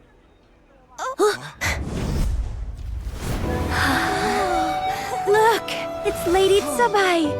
Wow, Lady Zibai? Is she powerful? Of course. She taught us how to grow grain and beans, millet and rice, how to peel hemp and reel silk, spin thread and weave cloth, how to cut stone and build houses, cast bronze and forge tools. According to Mom and Dad, the Adeptus Zibai is the god of soil and grain, who blesses our land and its crops. Huh? Lady Zibai's leaving. It's all right. We just have to wait till next year. She'll be back.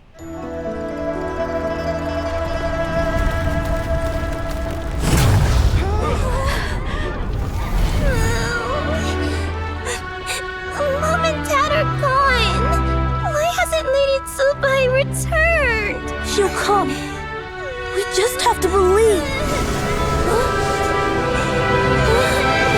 What is that?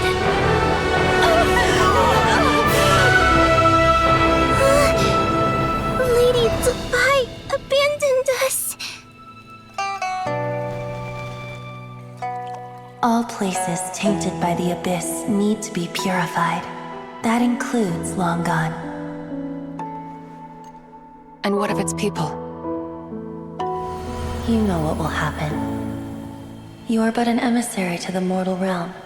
This is Heaven's will. There is no need for guilt, and no place for hope. I wouldn't dare.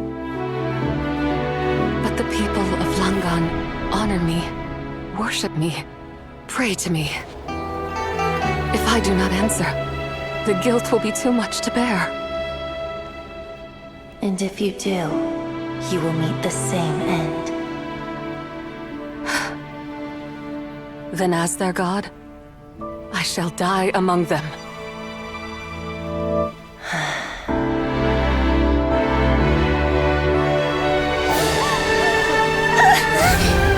Look! Lady Zibai came to save us! I knew she wouldn't abandon us! Run!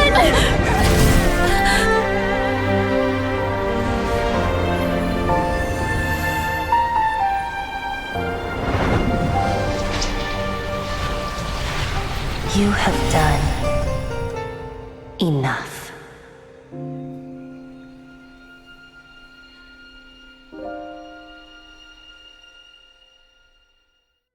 Now you know the truth.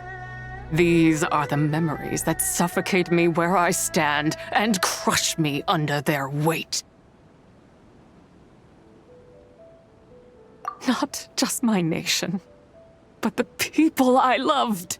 Were it within my power, I would ignite a blaze fierce enough to burn a hole through the heavens themselves. It was a time of war, one that ravaged heaven and earth. Remnants of the battles tainted with cursed power fell from on high and devastated Langan. The heavens decreed that the tainted filth had to be cleansed. No matter the cost, if I just had more time, I could have helped more people to escape. But it wasn't enough. I just needed a bit more, and they all could have survived.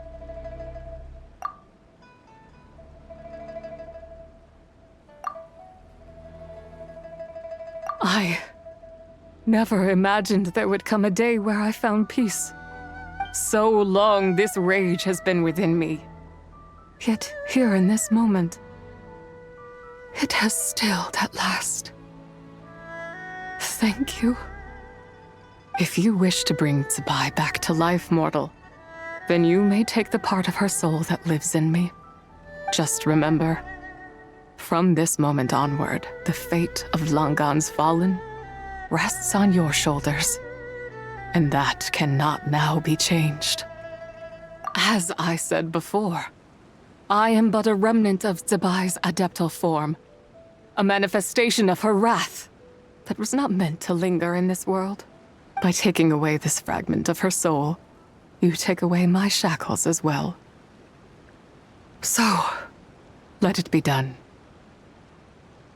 Ah, it's your turn to grant one of my wishes, is it? Very well.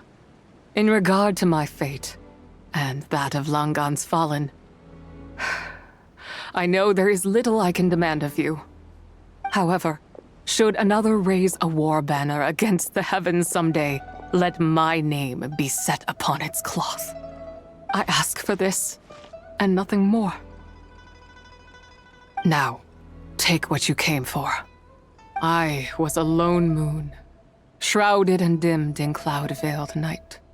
Now darkness breaks, free and unburdened. I reclaim my light.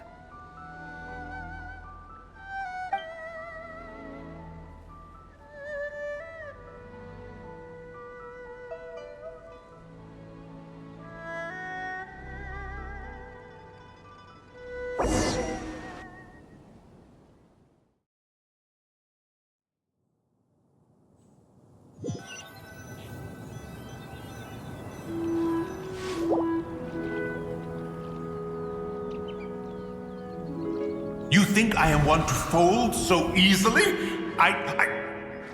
Ah, young one. What brings you here? My, what exquisite mint seedlings. Was it you who planted them? I had not taken you for one so versed in the horticultural arts.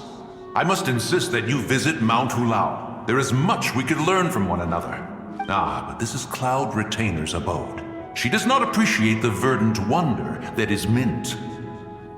We should leave at once. If she sees us here, there is little I can do to protect you. You weren't?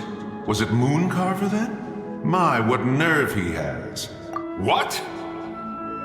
Looks like Mountain Shaper is back to normal. Has the matter with Zibai been resolved then?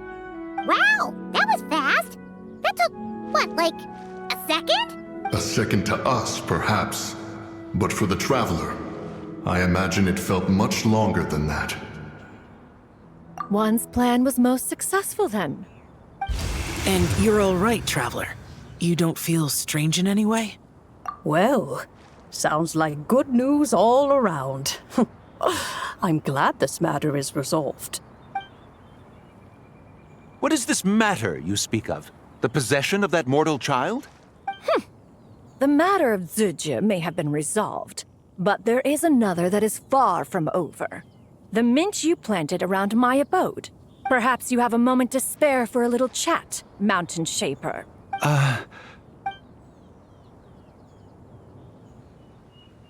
You seem reluctant to talk in detail about what happened with Zibai.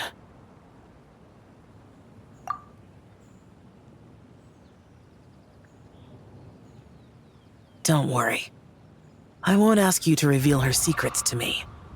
And I doubt the other Adepti will either. Huh? You don't want to know what happened? The expression on your face. I know it well, Traveler.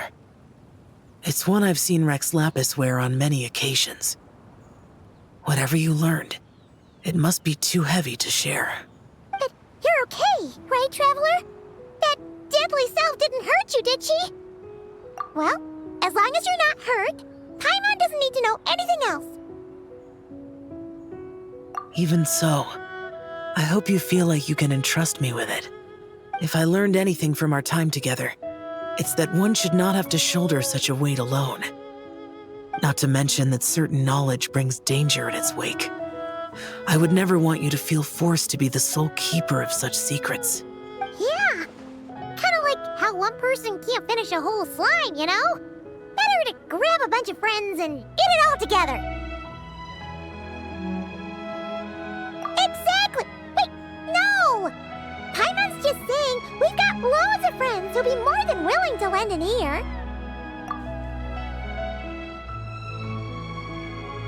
I never knew there was such a tragic chapter in the ancient past of this land. So, the people of that nation worship the White Horse Adeptus as the god of soil and grain. It would seem, then, that Rex Lapis had a similar reason for withholding the details of his recent trip. I've often wondered if he had companions to stand by him before we met. Or if he was forced to face things alone. Regardless, Lantern Rite takes place in 2 days. Let's meet back up again there. If there's no news of Rex Lapis by then, we'll have to come up with a plan. Fingers crossed it all goes well.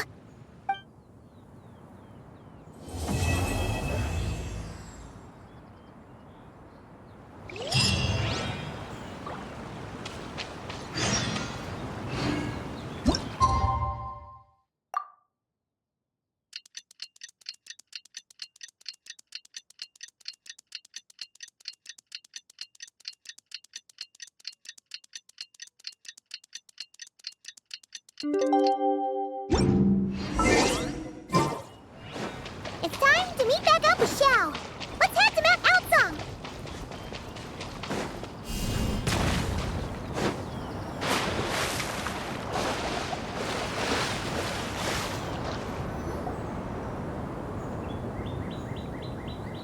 Xiao, Cloud Retainer, Madam Ping, we're here. Any news on Zhongli? Wait, are we missing 2 Adepti? Well, Shenyun banned Mountain Shaper from Mount Outsong for 3 days. Oh, then what about Mooncarver? The scheme to plant mint in one's abode was one those 2 fools devised together? And when it comes to punishment, one does not discriminate. His banishment ends in 3 days as well. Wow, that's pretty harsh, Cloud Retainer. Let's get down to business. We have news of Rex Lapis. Huh? Isn't that... Yes, Rex Lapis's geopillar. It descended from on high this morning. He must have sent it for a reason, but it does not respond to our touch. So, what does it mean? Is he in trouble? Not necessarily. It could be a message only a specific person is meant to receive. Traveler, you alone spoke to Rex Lapis before he left. Oh, so it must be for the Traveler. Give it a try.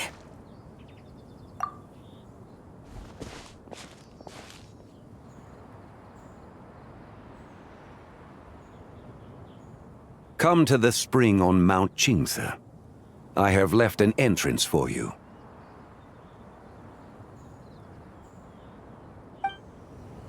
Well? Just as one surmised, it seems that Rex Lapis will not countenance our involvement in this matter. That would not surprise me in the slightest. He's always had a soft spot for the Traveler, after all. But be that as it may, we have served Rex Lapis for millennia now. In other words, I'm sure this has nothing to do with favoritism. He's probably just trying to protect us. That's right. So you mustn't let your guard down, even if Rex Lapis is by your side. All right, let's get going. We'll try not to keep you all waiting.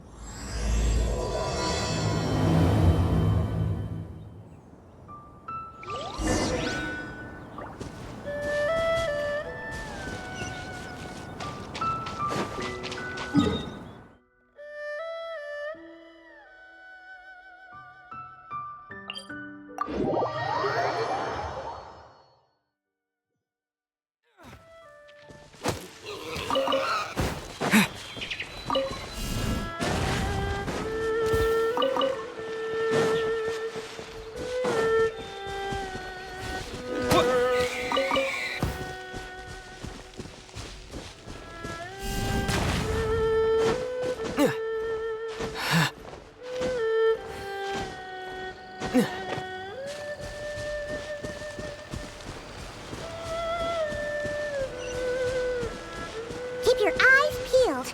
He should be around here somewhere. Another test subject. Yeah. That tingle?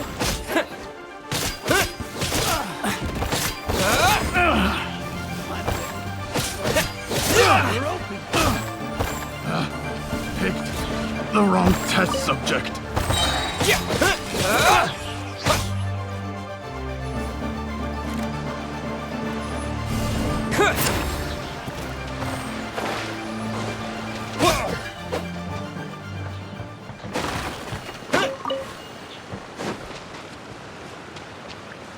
Terra Smash!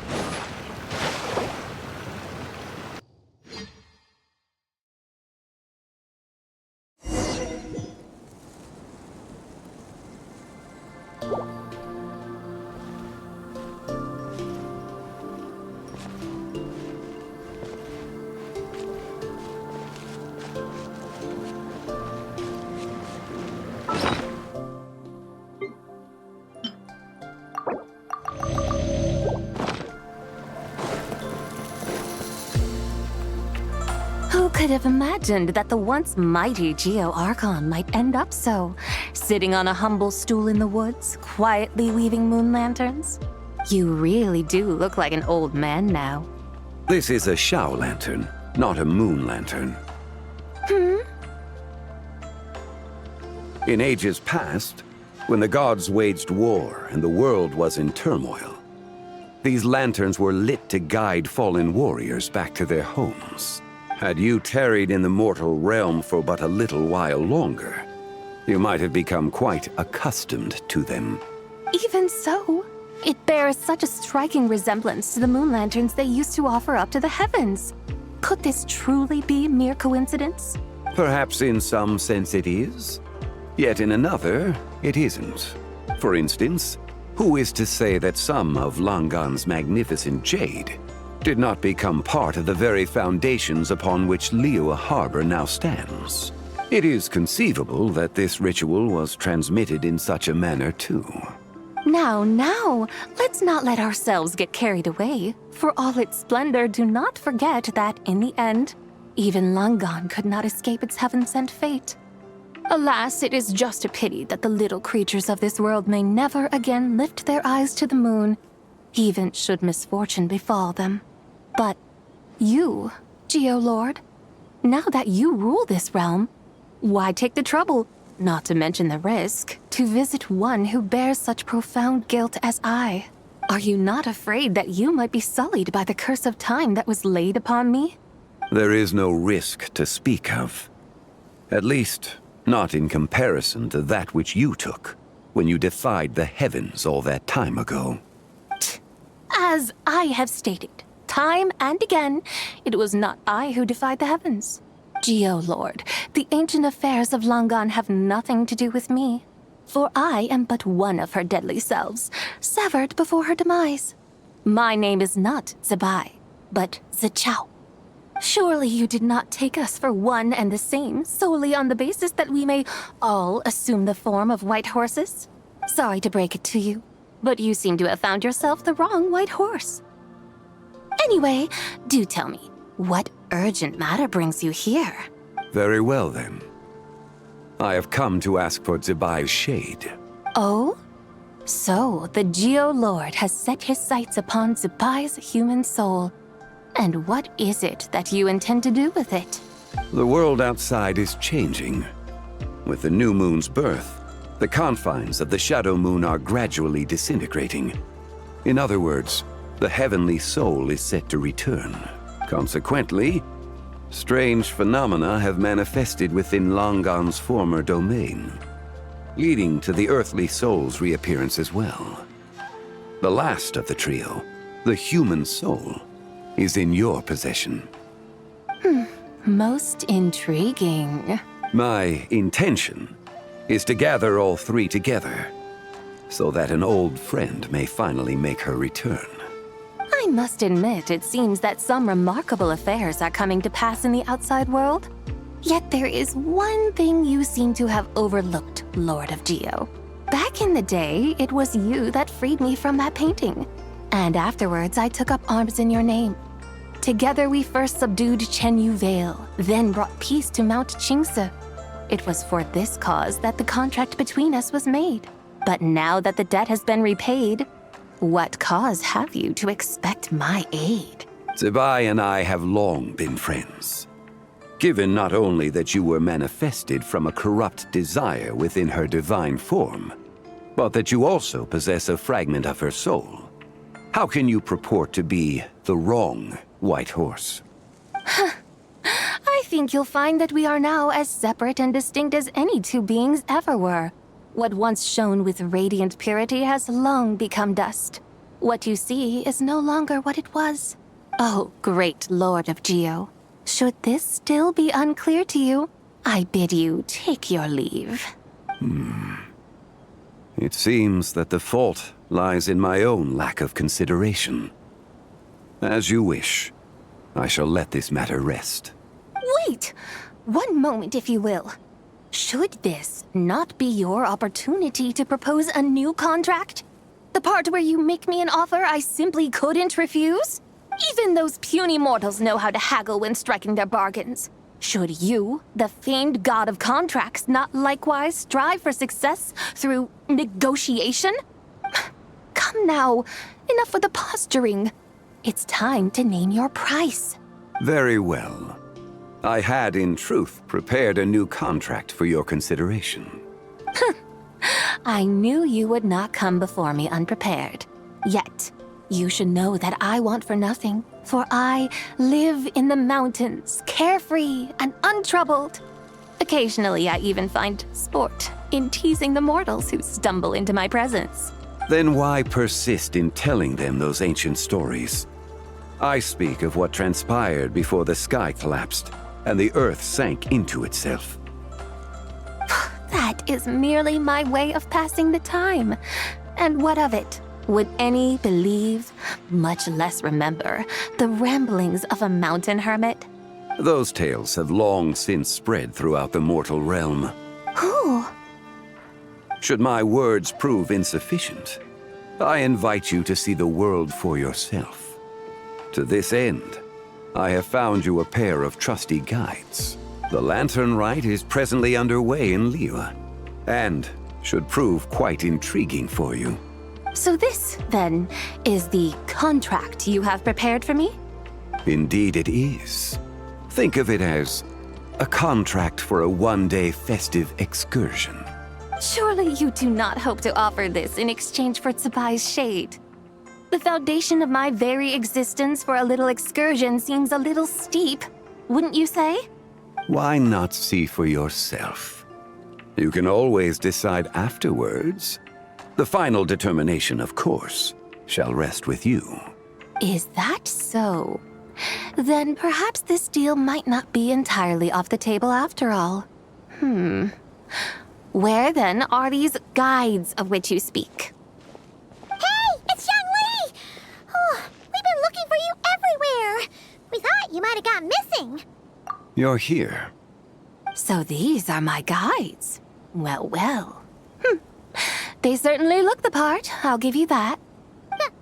Guides? Oh, you poor innocent little creatures. The benevolent Lord of Geo has sold you to me, which means that for the rest of this day, you belong to me. Sold us to you? Just what have you gotten us into, Xiangli? The situation is not quite as dire as that would sound. I ask only that you accompany my Adeptus friend on a tour of Liyue. I would suspect that depends on how well you entertain me. Entertain you? Let us start with this Liyue harbor of which I have heard so much. Nowhere is quite so fascinating as a place teeming with little mortals. How come this Adeptus sounds so different from what Paimon imagined? Okay, we'll take care of it. Get ready to find out why they call Paimon the best travel guide in all of Tibet.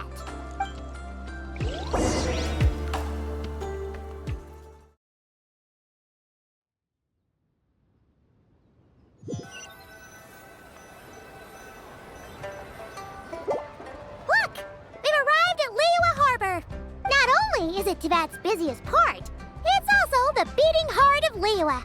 So, dear Madam Adeptus, where would you like to go first? With humble fare and wine to sip, in comfort clothed and soul at ease, one eats, and all the heart's ills cease. So we're heading straight for the good stuff? Well, you're in luck, because Paimon's an expert when it comes to food. There are two main cooking styles in Liyue. Li cuisine, which is all about mountain delicacies, and Yue cuisine, which is centered on seafood. The most famous restaurants are Liyue Pavilion and Xinyue Kiosk. Oh, now Paimon's starting to drool. Yes, our only option is to go try them both. 2 meals back to back. Both sound like excellent options to me. Are these the kind of establishments that most people might visit on a regular basis? Not exactly. Both Li cuisine and Yue cuisine are known for their pricey ingredients. Definitely not what you'd call the budget options. But don't you worry about that. Just think of it as Zhang Li's little treat. Come on! Aren't you supposed to be pals with Hu Tao?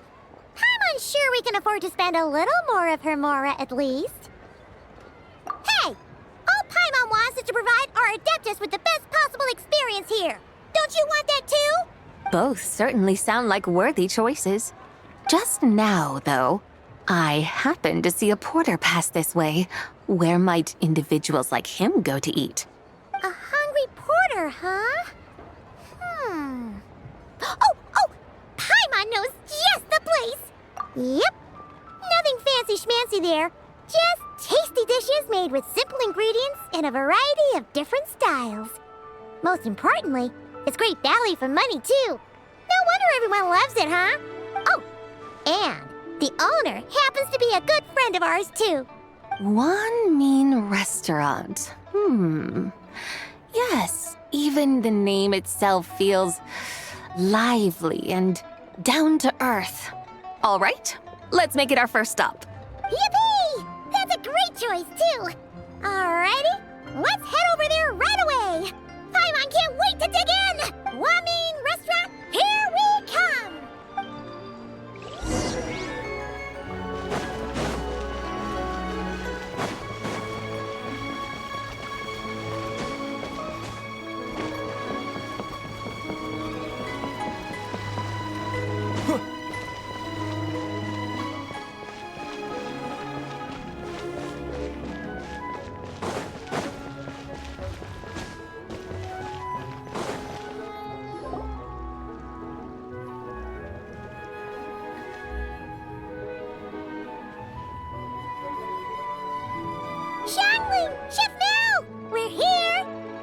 Oh, hello there.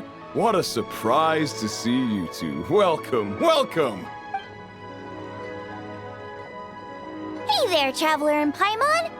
We're a little busy today, so grab a table while you still can. But I don't think I've met this lady before. Is she a new friend? You could say that. Oh, I see. Well, hey there! A friend of the Traveler's a friend of mine, too. Don't worry, we'll take good care of you. Just order whatever you want, it's on the house. By the way, I'm Zhangling. I cook here at Wanmin Restaurant. What's your name? Miss Xiangling, have you ever heard of the White Horse Adeptus? Of course! What about her?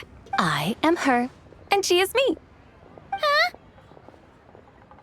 You mean you're an Adeptus?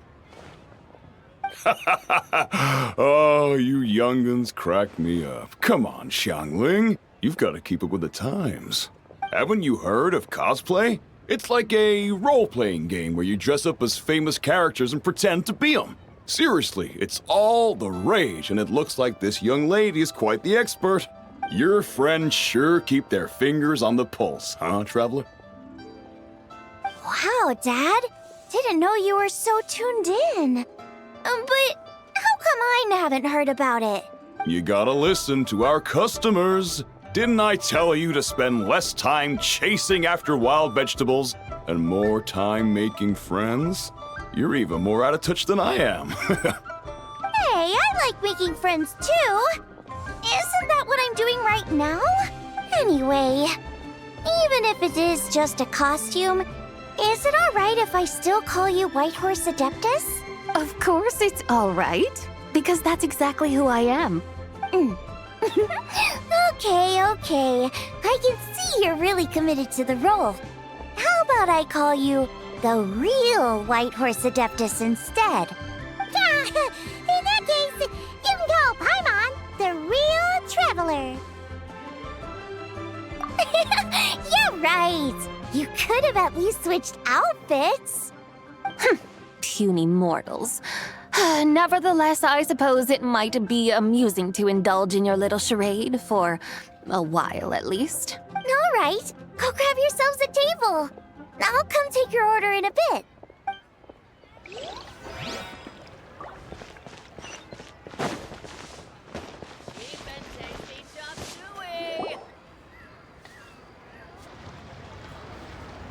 Hello. May I ask if Miss Xiongling and Chef Mao are here? Yeah, they're just over there. Wait a sec. Aren't you? So, what would you like to... You're... Hello, Miss Xiongling. It's me, Lu Xiongxiong, the one who broke some stuff here at your restaurant a few days ago. I just wanted you to know how sorry I am. I honestly don't know what came over me. Please forgive me. Oh, it's you. You really gave me a fright that day, young lady. You didn't actually get food poisoning from our blackback perch stew, right? Come on, Dad. She's come to say sorry.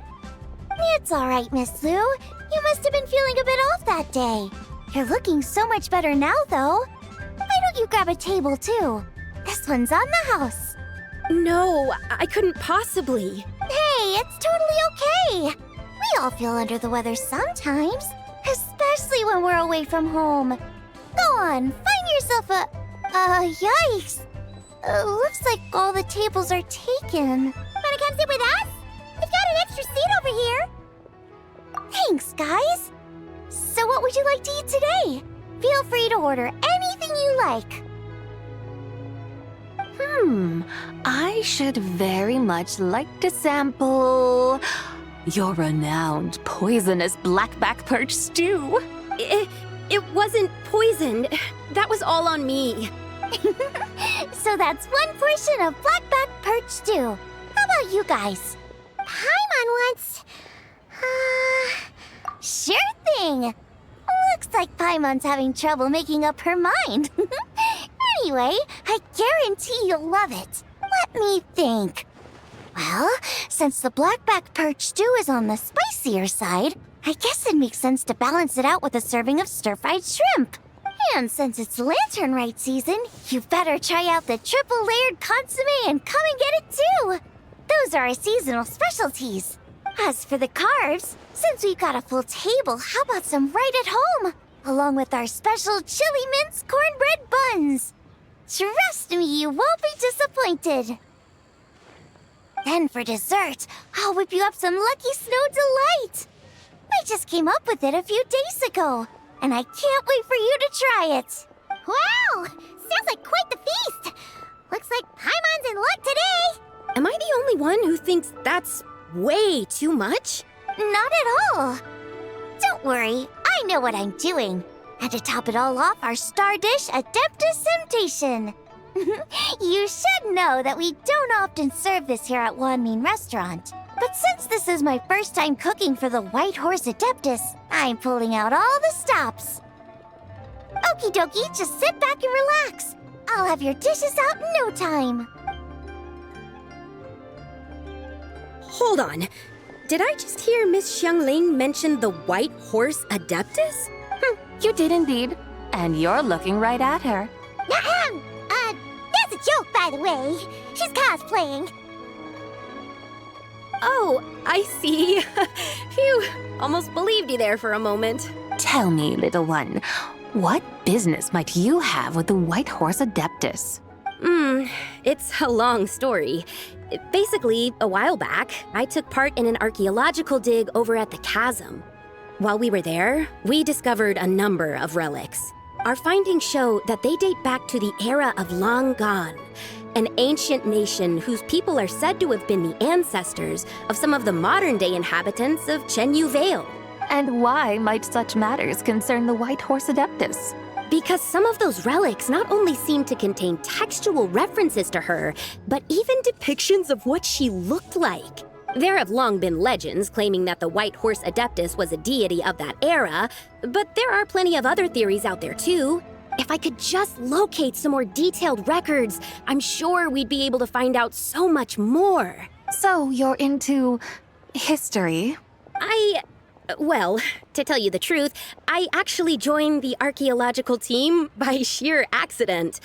But once I'd started down this path, I knew that I wanted to make something of myself. Recently, though, things seem to have taken a turn for the worse. I still can't believe I caused such a mess and even ended up hurting someone. Oh, so you're considering becoming a martial artist now instead? No, I mean, they weren't seriously hurt. It was just a few scratches, and they let it go after my mother compensated them. Either way, my career's pretty much over. And even though both the victim and the Ministry of Civil Affairs say they won't be pursuing the matter any further, my father says he's going to punish me according to our family rules. Family rules? Yeah, he's decided to ground me. I'll have to return to Chaoying Village after Lantern Rite, and goodness knows when I'll be allowed to leave again. Wow, that's harsh. Sounds like the kind of thing only rich, super traditional parents would do. We're not exactly rich, though.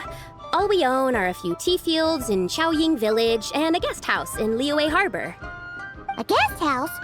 It isn't Baiju Guest House by any chance? Yep, he's my grandfather. So you've heard of the guest house before?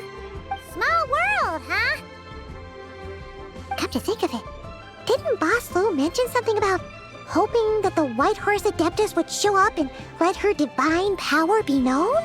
Sure, but Paimon's guessing this wasn't exactly what he had in mind. Little one, it sounds to me that your family is rather well off after all. What then drew you to archaeology? Why subject yourself to such unnecessary hardships? Even if I stayed at home, there's no guarantee I'd lead a nice, easy life. Just look at my father. Recently, my grandfather put him in charge of the guest house, and he came up with a bunch of ideas right away, starting with changing its name. That didn't turn out well, though. My grandfather yelled at him for days, even calling him a bad son, and they still haven't let it go. Oh! Paimon thinks we might have heard about that too. Long story short, being dependent on others is never fun. You just end up being completely under their thumb. That's why I want to make it on my own out here, no matter how hard it is. After all, as the saying goes, to rise above others, one must endure the hardest of hardships. What's so funny about that? You poor, innocent little creatures never fail to amuse me. To think you would endure all manner of hardships in your brief time on this mortal plane, and all that merely to rise above others. I would have thought that the wiser path would be to simply roam this world as I do. Huh? Tell me, what is it that you truly delight in? Archaeology? Martial arts? Tea planting? Or perhaps the keeping of a guest house? What I delight in? Yes! Surely there must be something you don't find quite so exhausting. Whatever delights you should not feel like a burden. But do things like that really exist? Of course! Take Miss Xiangling, for instance. I defy you to detect even a hint of hardship on her face when she wields her walking spatula. So, since it seems you are resolved to tread the rocky path, you should strive with all your might to pursue that which brings you delight. You mean, like cosplay? I suppose you might say that. Looks like the White Horse Adeptus is really getting into her role. I think I get what you mean then. Maybe I should have a chat with Miss Xiangling before I head home. Okay, everyone. Sorry to keep you waiting. Here's your food. Wow. It all smells so good. Oh, finally! I get to try that famous poisonous stew. Hey! Didn't you hear what Shang said? It wasn't the stew. If anyone's to blame, it's that other you. What's up? How fiercely this mortal fare burns upon the tongue!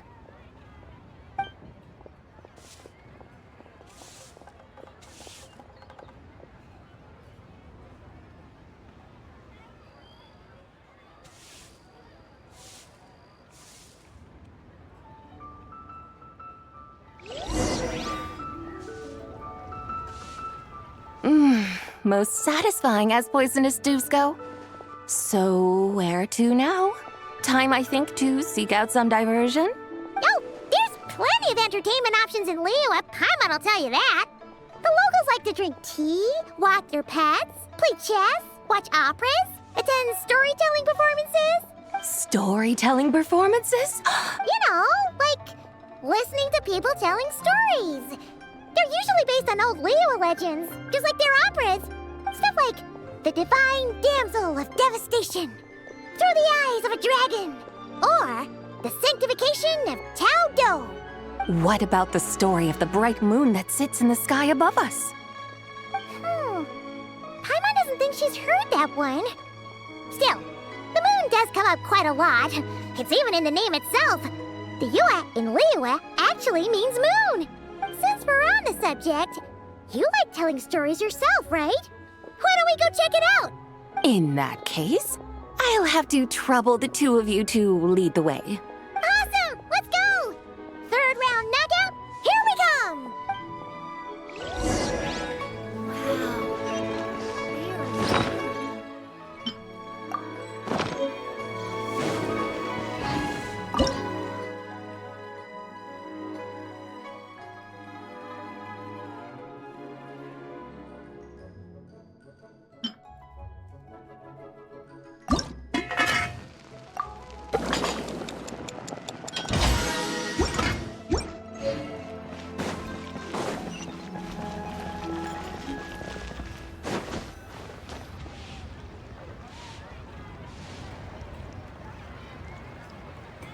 What a tongue twister!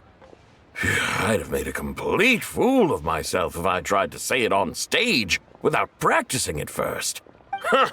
Call yourself Iron Tongue, Tien. Wobbly Tongue, Tien, more like. I used to have that problem a lot.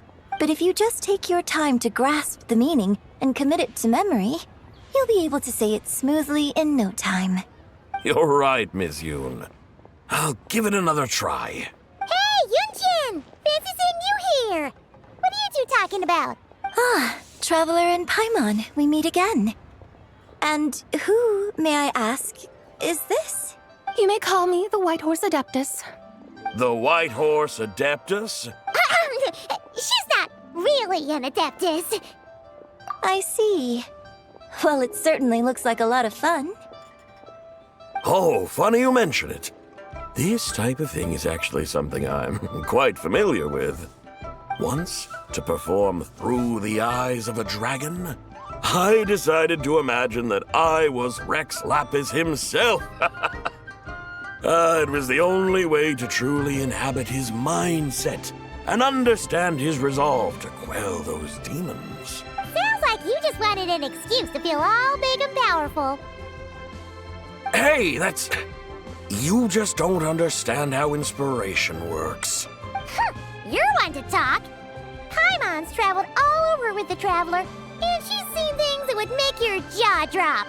All right, then. Since you claim to be so knowledgeable, why don't you prove it by reciting an ancient poem? An ancient poem? Which one? Ha! See? You mean to tell me you've never even heard of the ancient poem called An Ancient Poem? What kind of a title is that? Quit teasing, Paimon. We only just found out about that ourselves. He's talking about the writing on those ancient relics. When we first saw it, we couldn't figure out what it all meant. So in the meantime, we decided to just refer to it as an ancient poem. However, thanks to the painstaking work of the scholars who were tasked with decoding it, it seems like that's exactly what it was. Or rather, an ode offered in veneration of the moon and the White Horse Adeptus. Oh yeah! Didn't Kuching mention that before? It's got something to do with Longan, right? That is correct. The Ministry of Civil Affairs has issued a notice stating that, although it is true that the moon may disappear tonight, we should be in no danger. In other words, there's nothing to fear. But if you're worried, we can always take a leaf from the Book of the Ancients.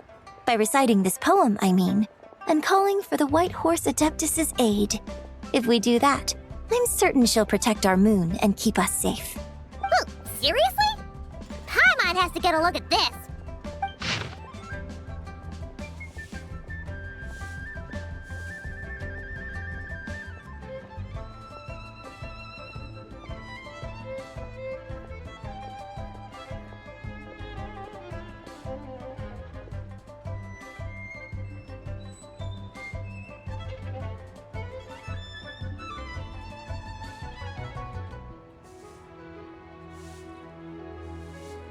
Under moon eternal, in radiant night, a maiden grants silk, soft and light? What in Tibet's that supposed to mean? Under moon, iridescent, in night divine. Blah blah blah, something cloth so fine.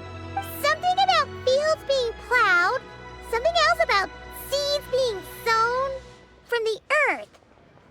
Seriously? What is this? The fields are plowed, the seeds are sown, and from the earth, life is grown. Whoa! You did that without even looking! Bravo! Bravo! We have an expert in our midst. Looks like this young lady really does know her role inside out. If I didn't know any better, I'd have taken her for the real deal. That's because I am the real deal. That's the spirit. This is exactly the kind of mindset I was talking about. Behold, mortals, I am none other than the indomitable Rex Lapis himself. Kneel before my godly splendor. Believe me, young lady, I know exactly why you do it. Back in the day, I was just like you. I must say you are rather amusing as mortals go. Miss White Horse Adeptus, it is a great pleasure to make your acquaintance today. I have some questions regarding the poem, and I was wondering, perhaps, if you might be able to shed some light on it? You want me to explain the full meaning of its verses? Your guidance would be much appreciated. Fascinating. Tell me, do all the people of Liyue still express such reverence for the ancient ways? Well, it's true that we hold a deep fondness for our history, but it is hardly our only pursuit. One of my good friends, for instance, is even more devoted to the modern Fontanian art of rock and roll. Exactly! And don't forget, great practitioners of the role-playing arts walk among us too. People like me and you, young lady. Yes. So rather than placing too much emphasis on our reverence for the ancient ways, it might be better to say that here in Liyue, 100 passions bloom, each with a voice of its own. I see. Then, I suppose it wouldn't do any harm for me to enlighten you. In truth, it is but a simple poem of blessings. Its meaning is this. As the eternal moon rises in the night sky, a maiden adorned with lustrous jade descends upon the earth. She blesses the kudzu vines and mulberry leaves so that they may be used to make coarse cloth that is nevertheless soft, light, and comfortable to wear.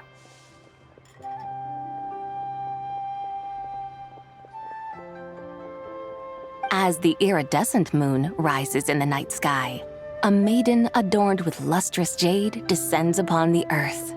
She blesses the kudzu vines and hemp so that they may be used to make fine, luxurious cloth.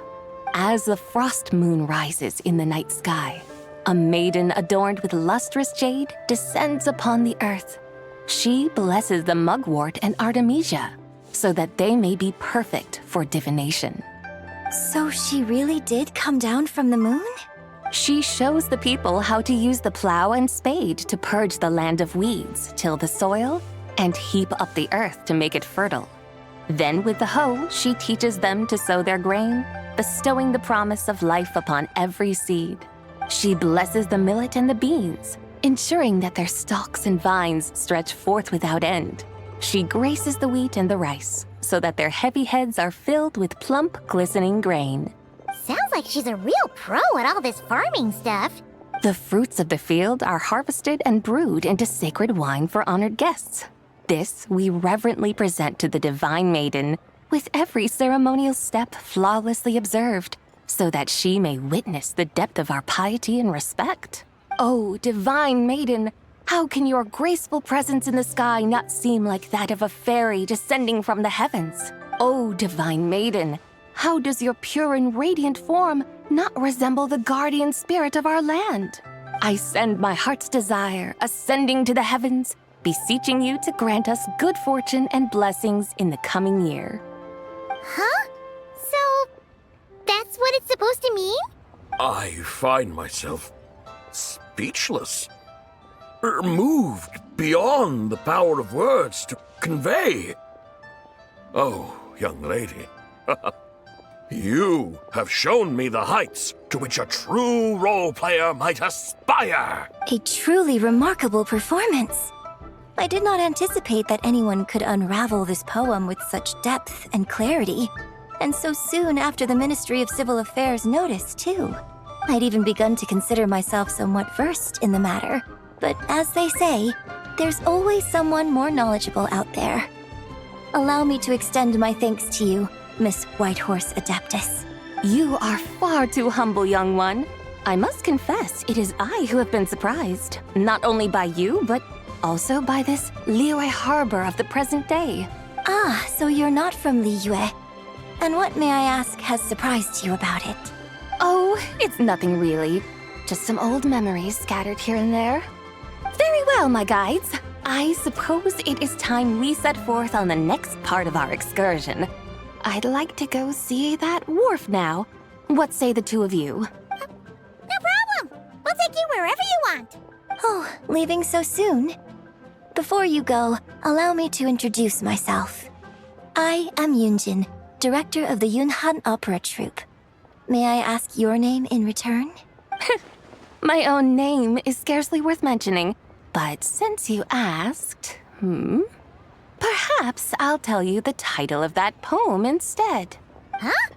So, it isn't actually called an ancient poem? Of course not. Its real title is Odes of Long, Zibai. Odes of Long, Zibai. All right then, until we meet again.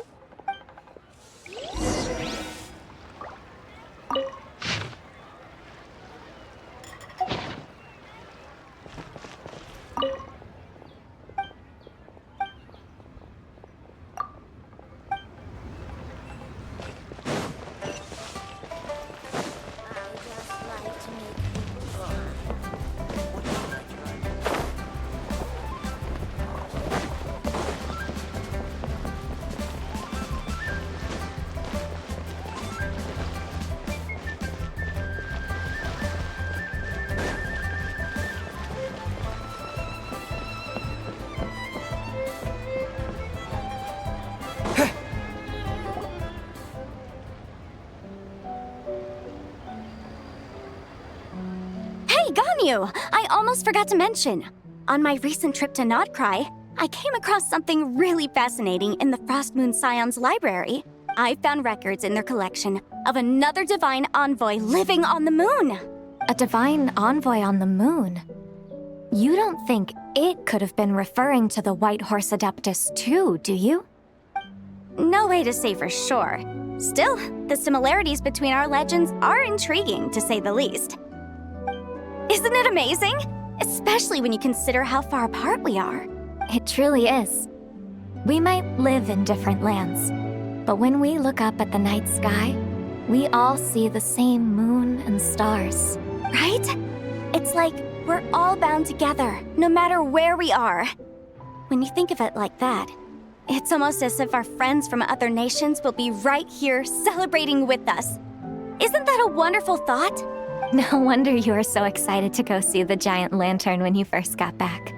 Sounds like you're a real fan of the White Horse Adeptus, huh? I guess you could say that. Just a pity she's so elusive. Even Granny's never met her, you know? Maybe she really is just a legend after all. Hey, Yanfei and Ganyu! Trust, Paimon. The White Horse Adeptus is as real can be. Huh? Oh, look! It's the Traveler and Paimon! Feels like I haven't seen you two in, like, forever. Happy Lantern Rite. It's so good to see you again. Hey, you two. Happy Lantern Rite. Did I hear you right just now, Paimon? Does that mean you've actually seen the White Horse Adeptus? She has indeed. And now, so have you. And you are? Why, who else? The White Horse Adeptus, of course. Could you maybe start with something else next time? You're the White Horse Adeptus? That's right. Allow Paimon to introduce you to our new friend, Zichao. She's been low-key obsessed with cosplaying the White Horse Adeptus ever since we met her. I see. Well then, greetings, Miss Zichao. My name is Yanfei, and recently I've been low-key obsessed with learning everything I can about the White Horse Adeptus. I'm sure the two of you will get along like a house on fire. Oh, and by the way, I'm Ganyu. So, Miss Zichao, you must be here to see the giant lantern too, right? A horse-shaped Zhao lantern? Is that what I think it is? That's right. A lantern made to honor the White Horse Adeptus herself. Isn't it gorgeous? Huh? What are you laughing at? Both the lantern and myself. What do you mean? Oh, this lantern truly is an artistic masterpiece. But tell me this, have any of you ever seen a horse before? Come to think of it, Paimon can't remember ever actually seeing one herself. What about you, Traveler? Oh, this horse appears to be mid-trot, but it has adopted what is called a lateral gait, where the legs on one side of the body move together in unison. A rather rare sight indeed.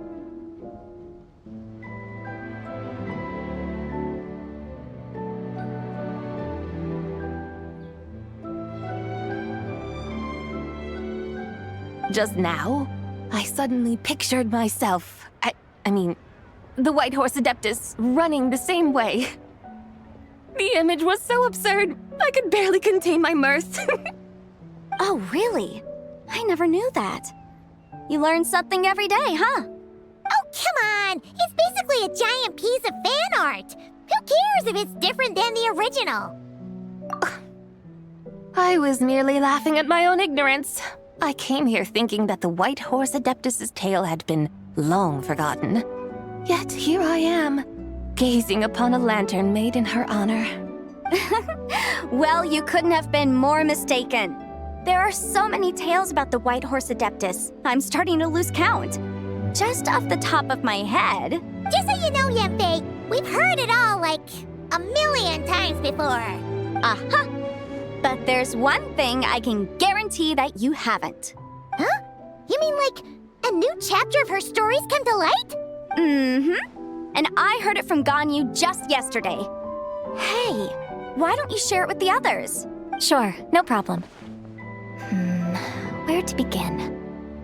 Do you guys still remember what Liyue's Moon Chase Festival is about? Of course! It's a festival held in honor of the Stove God. That's right.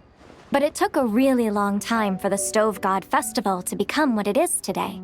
In its earliest form, it was actually an adeptal ritual known as the Moon Chase Rite.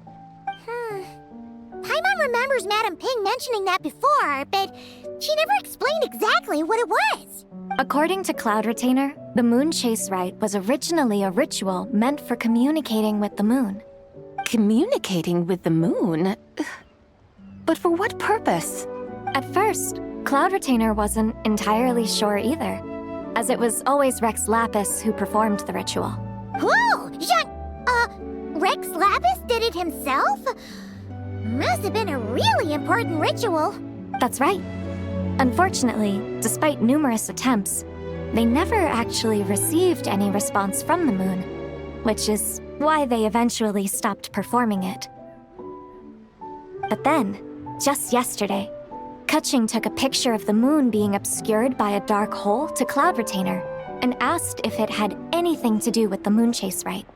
The moment Cloud Retainer saw it, it suddenly dawned on her that the rite might have been an attempt to reach the White Horse Adeptus all along. Does that mean Zhongli's been trying to bring back the White Horse Adeptus all this time? So how about that? Bet you never thought there might even be a link between the White Horse Adeptus and the Moon Chase Festival. If Kutching hadn't taken that picture to Cloud Retainer, we would never have known any of this. This is probably what Kutching was referring to that day when she mentioned there were some ideas she wanted to follow up on. So, Geo Archon. All this time, you've been striving to awaken her. Huh? What do you mean, awaken? Nothing. What I truly meant to say was, this new insight you've provided has been truly eye-opening. Oh, by the way, my trusty guides, I've been meaning to ask, where in Liyue Harbor might one enjoy an expansive scenic view? Huh? We're off to the next stop already? But Paimon's barely done digesting that lore bomb just now. All the more reason to find the right spot to let it sink in. Oh, so that's what you're up to. A tour of Liyue Harbor? In that case, if you're looking for a spot with a panoramic view, I'd recommend Yujing Terrace. That's a great idea. Since the terrace is on higher ground, the sea view from up there's so much better. Great! Well, the Lantern Rite's about to start, so we should get back to Granny's now. Hope to see you all at the festival tonight. Oh, you're off too? All right then. See you both soon. See you soon.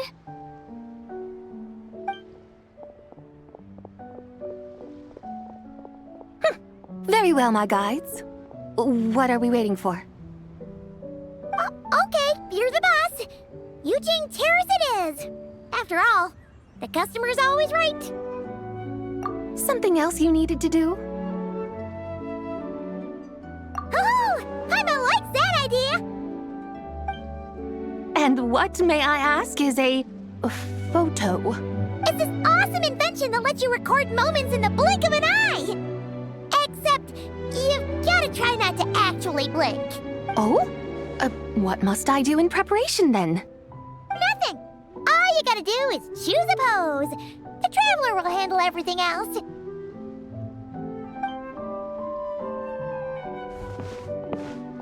Come on, let's give it a try.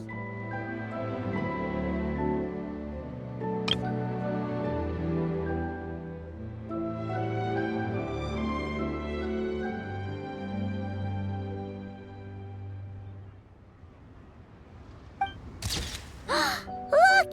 We got a great picture! Paimon's gonna call it The White Horse Adeptus Meets the White Horse Adeptus in Liyue Harbor. Huh. They've even discovered a way to preserve moments in time. Now I truly am curious to witness what else these mortals might accomplish. Very well, let us proceed. Yujing Terrace lies in that direction, does it not? Hey, wait for us!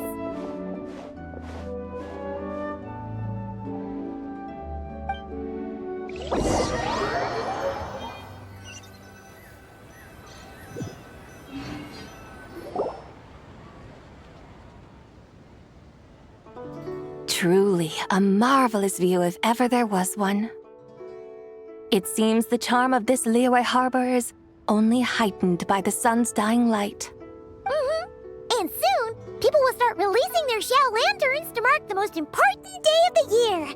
Practically everyone will be with their friends and family, eating a big meal, chatting, and even setting off fireworks. Trust Paimon, it'll look even more amazing then. What do you say? Want to stay to see that? No need. Let us bring this weary day to a close. Weary day? You mean, you didn't enjoy your tour? I had imagined you would arrange for me to witness some grand spectacle. Perhaps the descent of divine beings, the manifestation of the sacred before mortal eyes, or the appearance of a selfless hero come to aid the helpless and downtrodden. Or, should that not come to pass, then at the very least spend a little more coin. For that, it seems, is how one finds true enjoyment. Alas, but there was none of these. Instead, we merely filled our bellies, listened to tales, and gazed upon a crude imitation of my likeness. And now the sun begins its descent. What a day of quiet tedium. Well, we're so sorry. If we'd known that was what you wanted, we'd have done it all differently. It's all that Zhang Li's fault for not making the customer's requirements clear. Well, it's too late now. Do you still believe I would part with that soul fragment, now so intertwined with my very being? But... I knew you were the more astute of the pair. Huh? You were just trying to scare Paimon? It seems the realm of the Geo-Archon has a way of making one more stony-faced. So, you were just pulling Paimon's leg? Of course. I was merely engaging in a little banter with the two of you. Long ago, I shared tales with various mortals who chanced upon my mountain abode. Never did I imagine that those stories would endure. It seems I greatly underestimated them. Perhaps, as your Geolord said, a few pieces of ancient Langan's magnificent jade have truly become part of the very foundation of this land. So, you've decided to help us? Again, that goes without saying.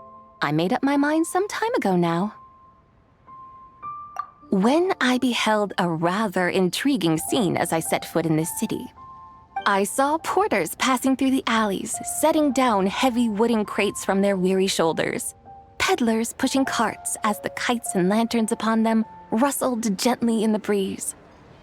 I saw cooks cooking, actors acting, scholars reading, soldiers marching, children playing, elders resting, officials officiating, and the common folk absorbed in this or that, reveling in the simple joys of life. Some, it seems, have already found that which stirs their hearts, while others continue to fret, troubled by uncertain futures. Yet, in this gentle and serene order, each holds fast to their anticipation, not only for the celebrations to come, but also for the first light of the morrow.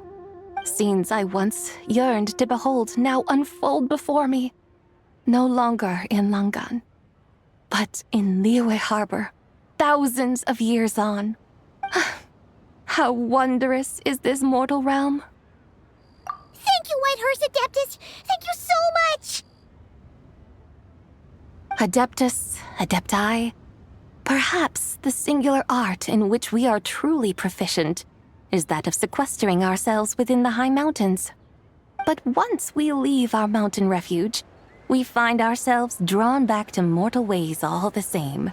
So, it is I who should offer my thanks to the two of you. Traveler, Paimon, you have made this day more delightful than any I've known in a long, long time. Come now, and take what it is you need. You mean, like, right now? But don't you think we should wait for Zhang Li? That won't be necessary. All things shall meet again in their time, for the waters know no rest, and the flowers their appointed season. One need not fear that life is but a journey of goodbyes.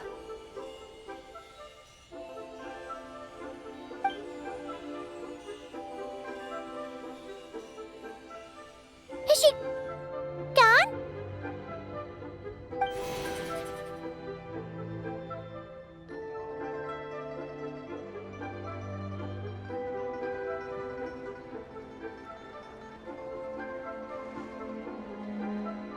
Yes, she's gone. A deadly self is formed from the body's impure vapors, so naturally it cannot survive long in this world. Had it not been sustained by the remnant of Zibai's soul, it would have faded away a long time past. Now that the remnant is gone, it has severed its ties to the mortal world. Zhengli! When did you get here? A while ago. Paimon would have thought you'd at least want to say goodbye. Though mountains endure, the ceaseless waters will, at last, wear away their sharp edges. Thus must I meet the marks wrought upon her by the ruler of time with great caution.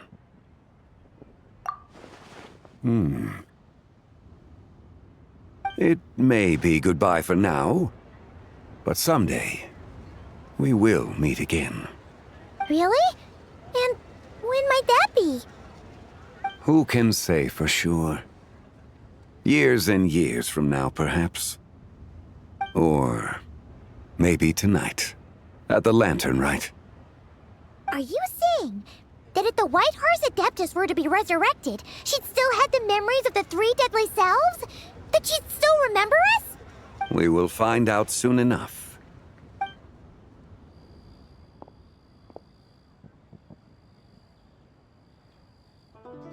It is time. The rite is about to begin.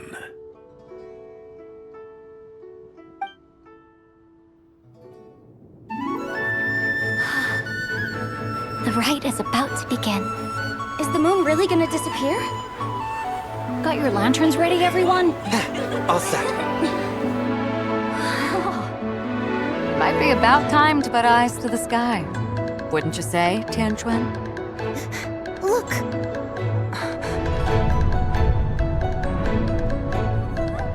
When the sun's out, eat the sun. When the moon's out, eat the moon. Whoa, is this the lunar eclipse? Under moon eternal, in radiant night, a maiden grants silk, soft and light. Under moon iridescent, in night divine, a maiden grants fiber for cloth For so you. fine. Under moon of frost, in night so great, a maiden grants tools to divine our fate. The fields are plowed, the seeds are sown, and from the earth, life is grown. The seedlings stretch, the crops do rise, and all unfolds before our eyes. Fruits are gathered, sweet wine is poured. These gifts we offer to our Lord. Pure as heaven, so fair and bright, she shines as light in this dark night. And with her does this, wish take flight.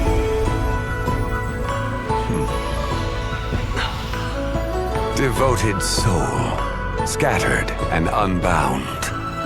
Let this lantern guide you home. By its light be found.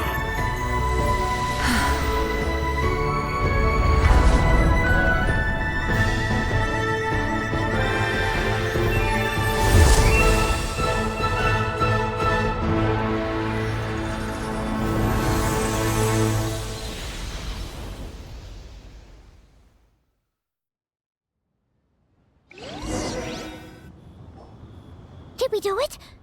Do we finally get to meet the real White Horse Adeptus?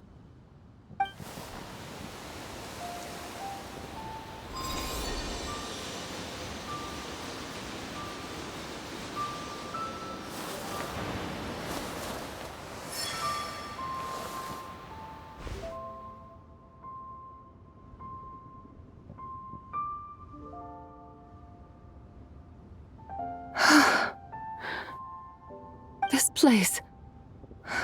Where am I? A familiar land, now known by the name of Liyue. Liyue? The peaks adorn the clouded moon. Then, who might you be? Oh no! She seems to have lost all her memories after all. And those countless lights in the sky, what are they? These lights, each like a dwelling in glad accord, usher in this day of joyous rebirth. And whose rebirth might that be? That of my old friend, Zibai. Zibai? Yeah, that's you! Don't you remember anything at all? That's... me? Oh, yes. The envoy of the Lunar Palace. My name is Zibai, indeed. Then you must be... the Lord of Geo, Heaven's Star. Many years have passed since we last saw one another. Zibai, my friend, welcome home. Home?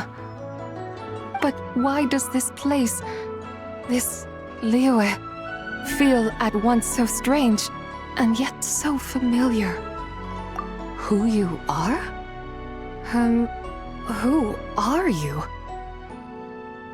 Ah, yes, I remember now. You are that young Wushu dancer, the one who seeks disciples.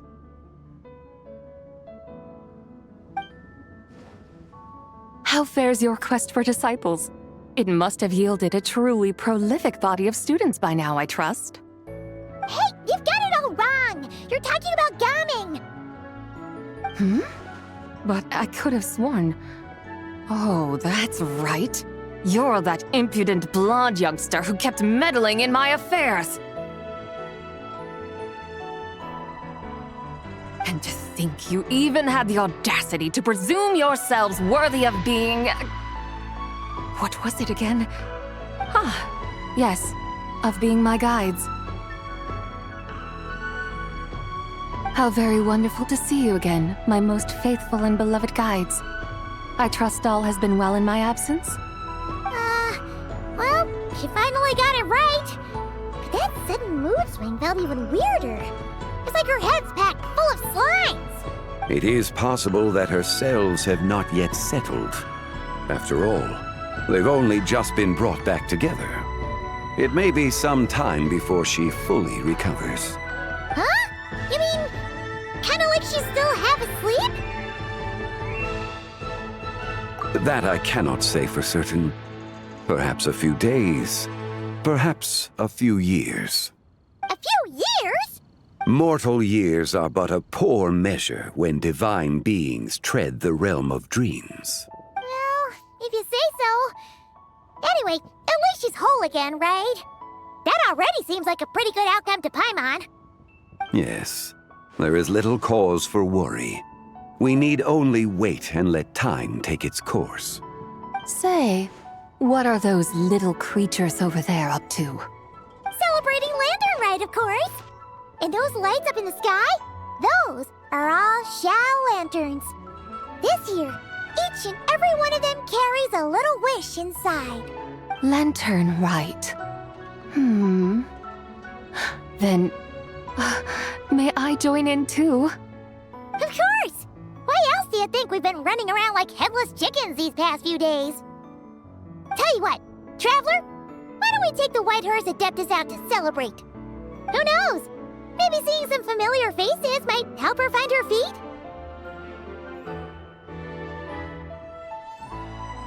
Hey, Zhangli! You've got some time on your hands now, right? Why don't you come along with us? By no means a bad idea, Paimon. Oh, and Zibai, before Paimon forgets, when we meet the others later, remember to wish them a happy Lantern Rite! Happy... Lantern Rite? Happy Lantern Rite! Yes! Happy Lantern Rite indeed. Well then, let's go!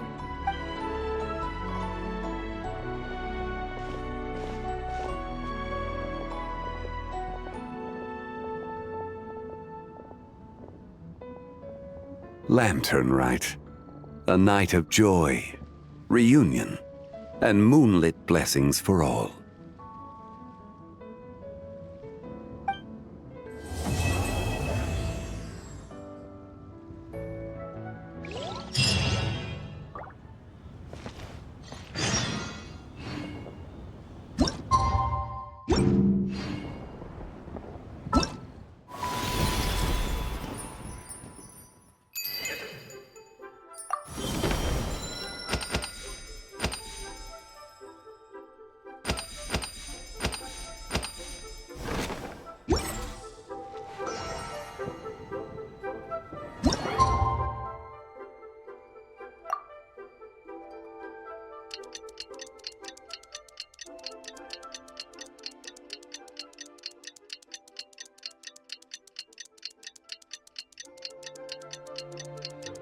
Paimon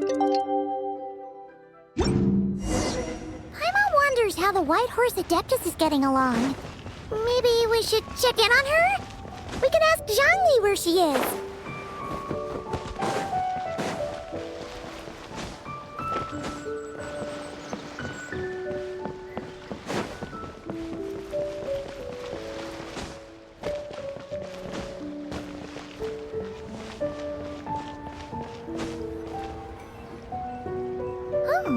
Looks like Zhangli hasn't stopped by for tea today. Hey, are you two looking for your friend? Try going up that way. Is Zhangli up that way? No, but that young lady who was dressed up as the White Horse Adeptus the other day is. She's your friend, right? I just saw her head toward Wanmin Restaurant. I was wondering why she was eating alone. But then you two showed up hot on her heels. Oh, what luck! We were just on our way to find her. But what's she doing at Wanmin Restaurant? I have no idea. I said hello, but she completely ignored me. She couldn't have forgotten who I am, right? I mean, we're kindred spirits, aren't we? Maybe she's still half asleep, but her brain might be a little fuzzy. Oh, that makes sense. I was wondering why her eyes were so red. Her eyes were red? Oh, that doesn't sound good. You young people, staying up all night because you think you're invincible. Look at your friend, missing out on sleep so she can pretend to be the White Horse Adeptus. That's where that leaves you, you know. A word to your friend from someone who's older and wiser. She really needs some rest. Paimon won't be so certain about the older and wiser part. Yeah, what was that? Hurry along, then. Oh, and don't forget to come back and check out my Rex Lapis cosplay when you're done.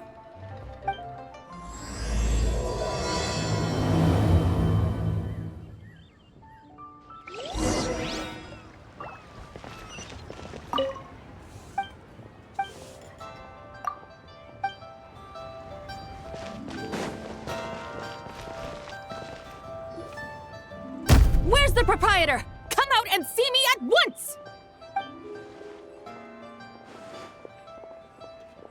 Xiangling and Chef Mao aren't here right now. What can I help you with? And who might you be? My name is Shenhe. I work here at Wanmin Restaurant. Shenhe. Shenhe. Are you that crane adeptus who loves planting mint? It's been a few days. Have you improved your gardening skills? Did you manage to cover the slopes with mint? Mint? I don't know anything about mint. But I am familiar with Genshin and glaze lilies. Ha! Already casting mint from your mind. How can a practitioner of self-cultivation be so fickle, chasing after every new plant that catches their eye? I'm not sure I get what you mean. Are you delirious from hunger? Would you like something to eat?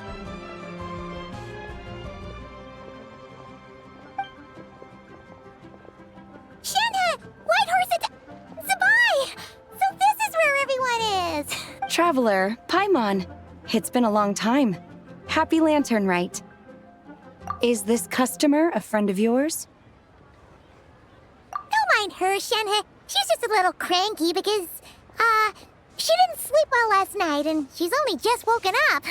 Look how red her eyes are. I see. In that case, Miss Zibai, I have a tonic here infused with Genshin. It's cool and soothing when applied to the eyes. Would you like to try a few drops? Stop right there! Who are you two noisy children? Hey! Have you forgotten about us already? Guides. Yes, I seem to recall something about some guides. Ah, yes, now I remember. What luck! I was just looking for someone to show me the way to Elong Wharf. Huh. Is she starting to come around? Someone requested my help in purchasing some tea leaves. I was informed they have discounted prices during the festival and that I shall get a good deal there. Tea leaves? This sounds like Zhongli's doing. He sure knows how to get people running errands for him. Your friend Rex Zhongli initially requested the most expensive tea, but then a young lady in a hexagram hat mentioned he'd burned through the Wangsheng Funeral Parlor's yearly expenses at an exhibition a few days ago. As such, he is only permitted to buy items that are discounted this month. Oh, that's his boss, Hu Tao. It's about time she realized the problem and put a stop to his spending sprees. Oh, I see. So that's why you're here. Unfortunately, Wanmin Restaurant doesn't sell tea leaves. If you're truly in need, I could gather some wild tea from the mountain slopes. You don't sell tea leaves? But I remember your boss, Miss Lu, saying that she owns tea fields. You really should get some rest. The person you're talking about isn't the boss of Wanmin Restaurant. She's just like you. She came here to eat. Is that so? Life really is full of surprises. What surprises? Your brain really is as gooey as a pack of slimes. I can't believe Zhongli entrusted you with going all the way to Yilong Wharf and buying tea. That would be excellent, my dutiful guides. Yes, Miss Crane. I apologize profusely for my improper behavior just now. Please forgive me. I completely understand. Master often says that the human body is like a mechanism in need of regular maintenance. When a person cannot rest at night, they are sure to become irritable and on edge. Miss Crane, you appear reasoned and compassionate on the surface, yet I sense dark forces churning within your spiritual core. Those red ropes you wear are what bind them, am I correct? Oh, you can sense that? Indeed. I also sense that with your strength, you might try undoing one or two of those bonds when training. Untie Shenhe's ropes? Wouldn't that be risky? Though the use of red ropes to bind the soul is a wondrous technique, practitioners must eventually learn to break free from external aids and look within themselves for restraint. Master has told me similar things, but I am not ready yet. Your self-cultivation has progressed far enough. Then I will seek further guidance from my master. If you still have doubts, you can find me at the Baiju Guest House. I'll be taking up residence there for a while. For now, my dutiful guides, let us be off.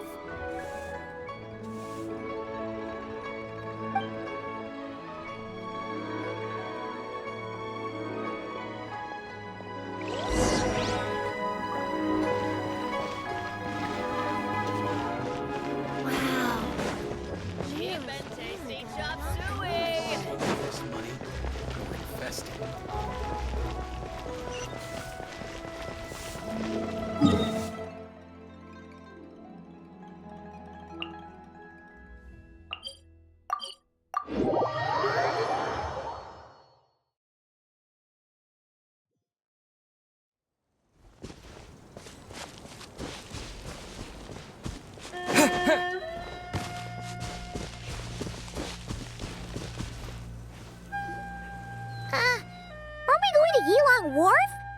How do we end up on this mountain? Is that small town over there not Elong Wharf? I sense a familiar scent wafting through the air. You're right! Except for the smell part. Paimon doesn't smell anything. That is because this scent is the essence of jade, which can nourish the spirit.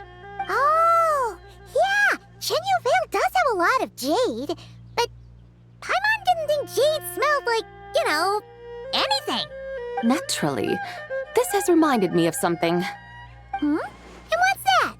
A few simple tricks for mastering one's power.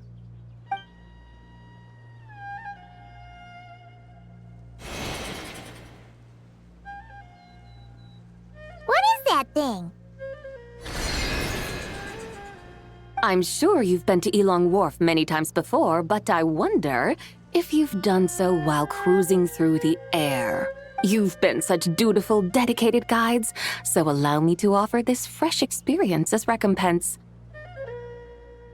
Please step in.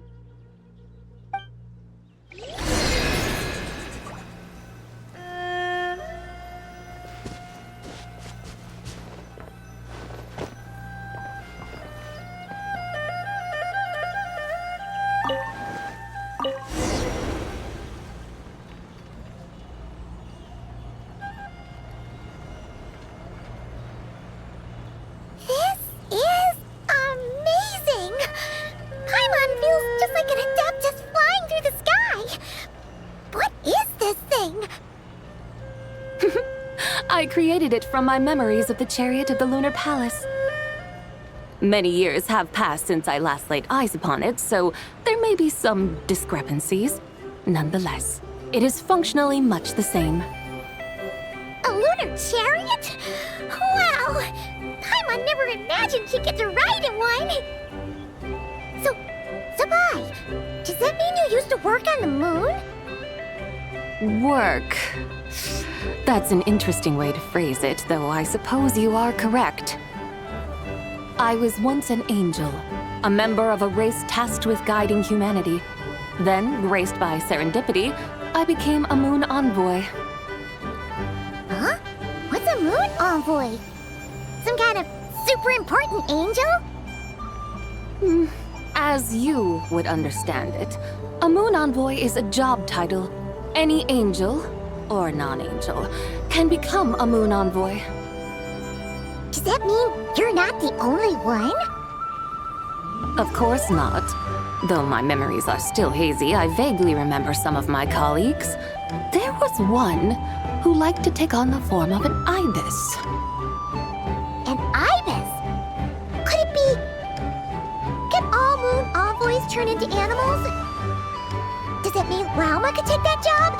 She can turn into a deer, and moonchanters are some sort of Luna envoy anyway, right? Moon chanter? I have no idea what those are. Oh, okay then.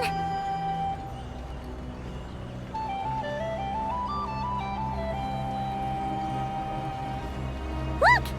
Paimon thinks she saw a tea vendor over there! Very well. Let's take a look.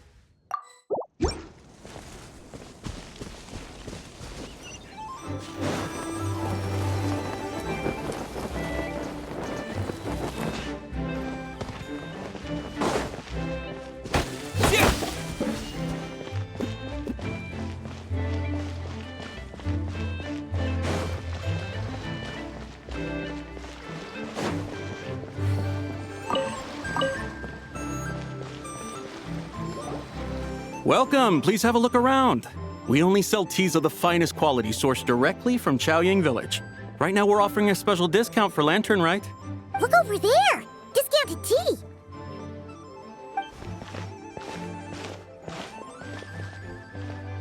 Dear customers, are you looking to purchase some tea leaves? I can see from your bearing that you are no ordinary customers. My humble shop has some exquisite teas that should satisfy your more refined tastes. We're not here for quality. We're looking for a discount. A discount? Well, that's a coincidence. Our Sungla tea is on sale right now. A special festive offer. Something about the name of that tea sounds familiar to Paimon. Buy 3 boxes of Sungla tea during the festival to get 10% off. Buy 4, get 20% off. Buy 10, but...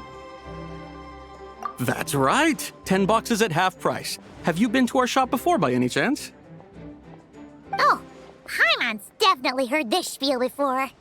3, 4, 10, 10, 20, 50.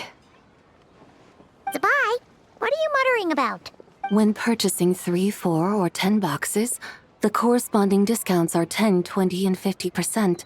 The intervals between the two sets of numbers are 1 and 6, and 10 and 30. Look! Her eyes turned blue! That's gotta be a first!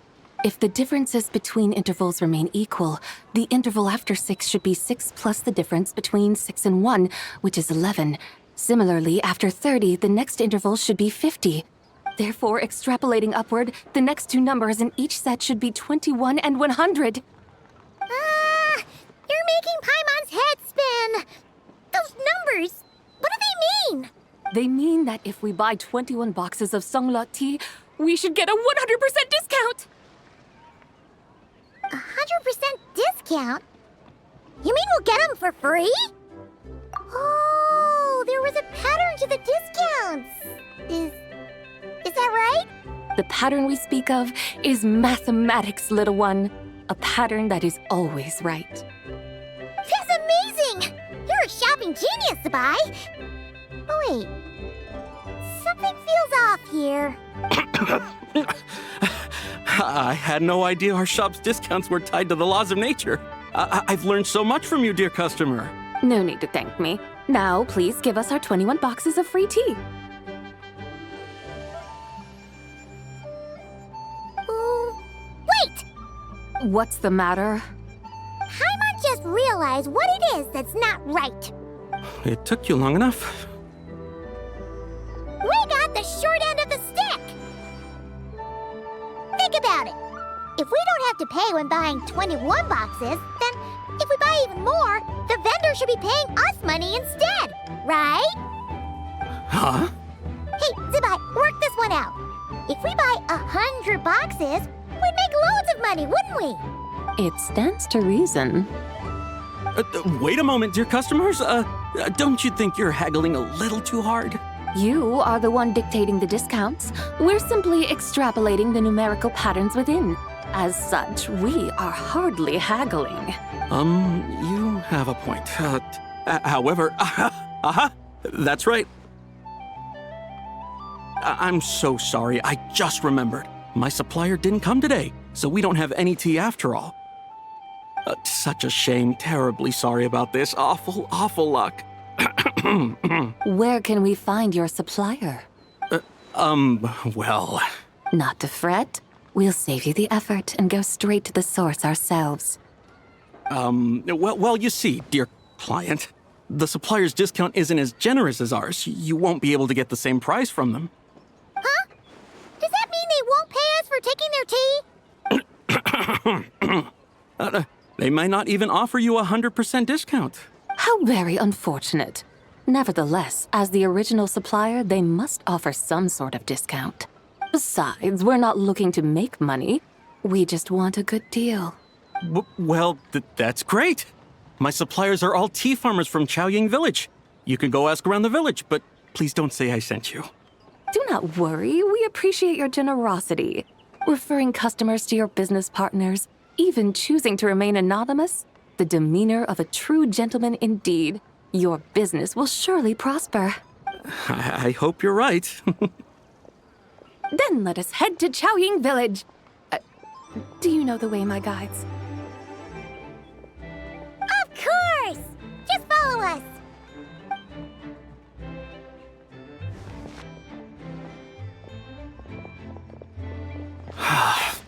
What otherworldly beings were those? Thank the heavens I managed to send them on their way. I should hurry home and pray to the White Horse Adeptus.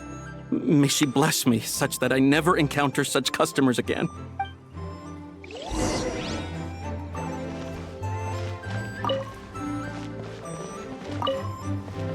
I should hurry home and pray to the White Horse Adeptus.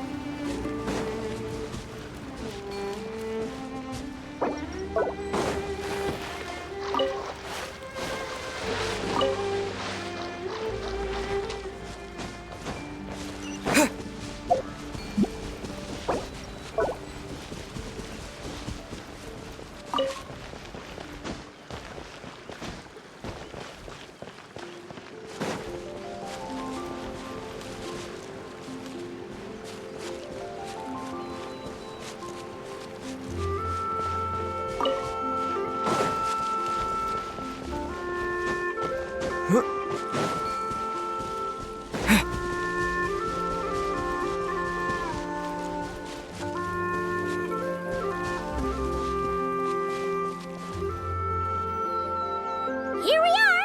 Xiaoyang Village! The mountains and waters are pristine. They embody the beauty of heaven and earth. It's a good-looking place, all right. But it's hard to enjoy the scenery when Paimon can't stop thinking about all that tea-buying Mora we're missing out on. Should fate dictate, Mora will find its way to you sooner or later. Well, Morak certainly finds us often enough. He even sought us out in person this Lantern Rite. For now, let's look around and see if any tea farmers are selling their crop. We'll be able to see more clearly from up high. Let's take to the sky and enjoy the beautiful scenery while we're at it.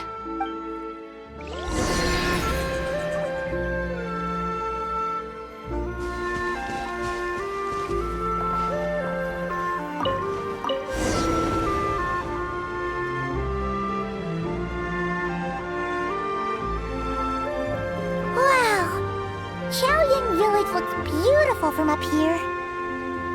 Indeed, the houses here are quite different from those in Liyue Harbor.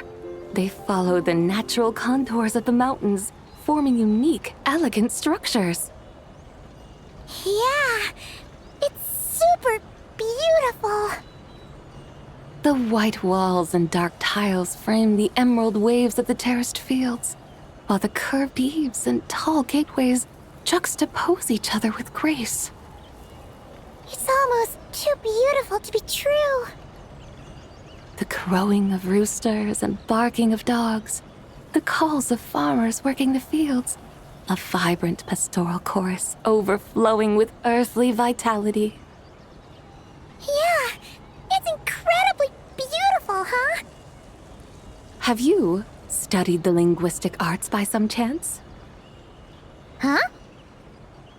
Your vocabulary for beauty seems rather constrained.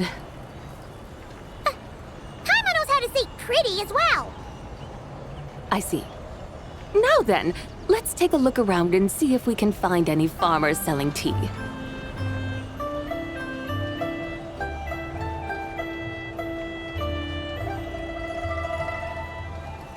Look!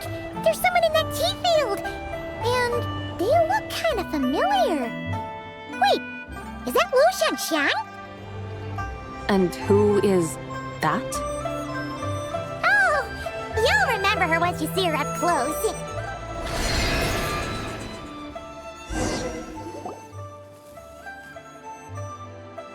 Hey there, Lu Shanxiang! It really is you! Huh? Paimon, Traveler, and the White Horse Adeptus. Fancy seeing you here. The White Horse Adeptus has a name now. You can call her Zibai.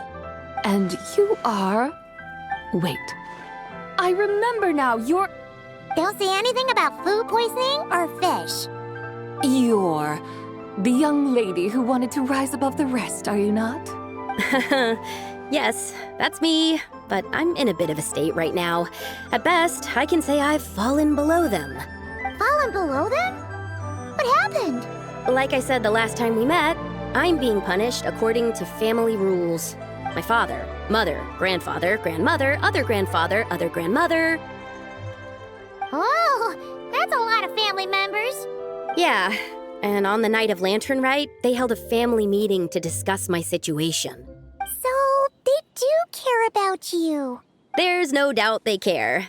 But they think that since I caused all that trouble in Liyue Harbor, it shows I can't be trusted on my own. They decided to ground me. Ground you? Yeah, though they're not confining me to my room.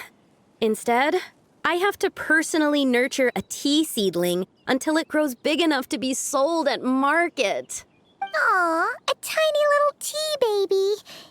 Do they want you to experience what it's like to be a parent? It's supposed to cultivate my character and temperament. They say this will help me calm down and reflect on my issues. What happened in Liyue Harbor really wasn't your fault. Oh well, at least this punishment doesn't sound too harsh. So, how long will it take for the little tea baby to grow? Actually, I don't know. I've never grown a tea tree before. It usually takes 2 or 3 years. 2 or 3 years? Yes, the tea in this garden requires 2 or 3 years to mature. That long? Zibai, you're not making this up, are you? How do you know so much about growing tea? When the plants thrive and grow, that is the meaning of my name. I can tell at a glance when their season of ripening will come. Do I really have to waste 2 or 3 years here?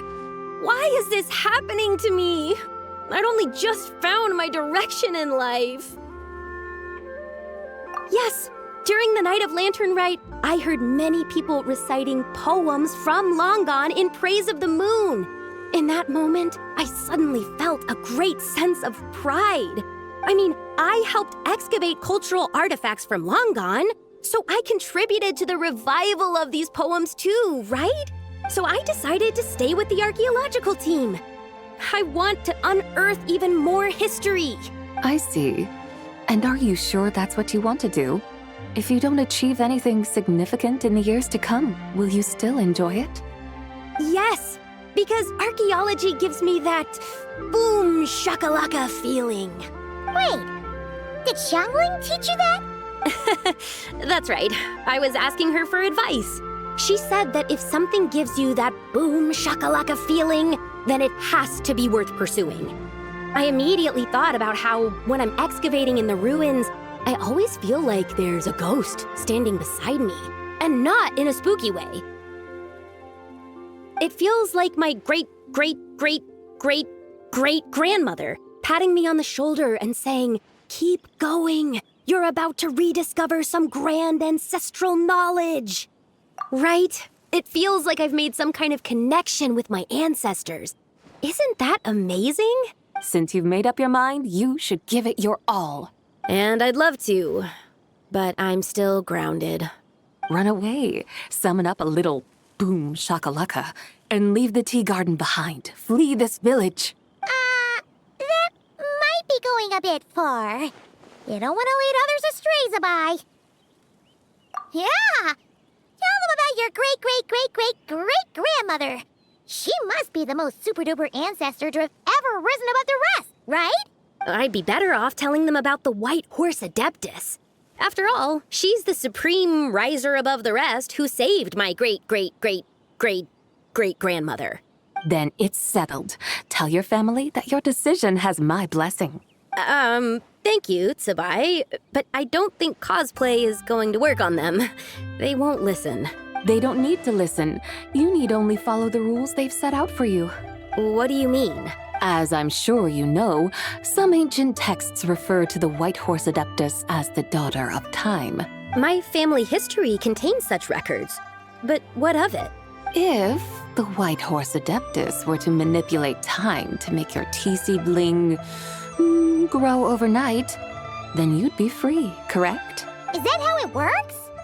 If the White Horse Adeptus were to really get involved, my grandfather would let me leave right away. But who really believes that she'd show up and help? It's not as if you have any other options. Why not try calling out for help? It won't cost you any more. Guess I might as well. I've got no better ideas anyway. White Horse Adeptus, if you can hear me, please save me from my predicament.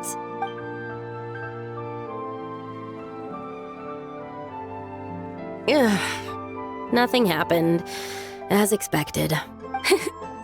Perhaps the White Horse Adeptus has already heard your prayer. Why not come back here tomorrow and take a look? By then, the seedling you planted may well have grown into a thriving tea tree. Thank you, Zibai, for trying to comfort me. I do feel better now, kinda. But can't you really do something like that? Oh, it's getting late. Why don't you all stay at my house tonight? My family may be strict with me, but they're always welcoming to guests. That sounds great! Let's get some sleep and then come back here tomorrow to see if our tea baby has grown.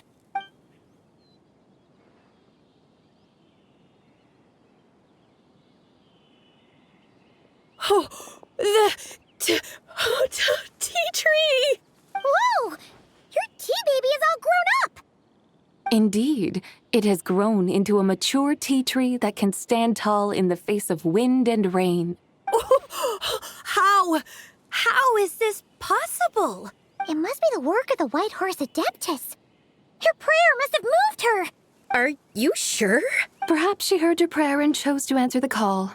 She once saved my great-great-great-great-grandmother. This time, she saved me. That's incredible! Your family must be blessed by the White Horse Adeptus. I guess so. I need to tell everyone the news right away. They'd better. Since this is the will of the White Horse Adeptus, I don't see how they could object. Go. And if you run into any more trouble, call out to the White Horse Adeptus just like yesterday. Thank you so much. Paimon really thought you were going to use Adeptal energy to make the tea baby grow, Zibai. When an Adeptus exerts effort, consuming their energy, is that not using Adeptal energy?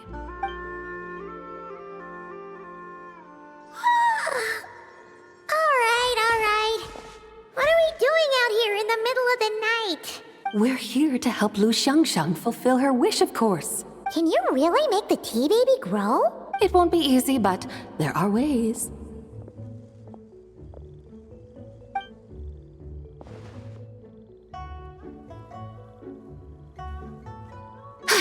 There, it's grown.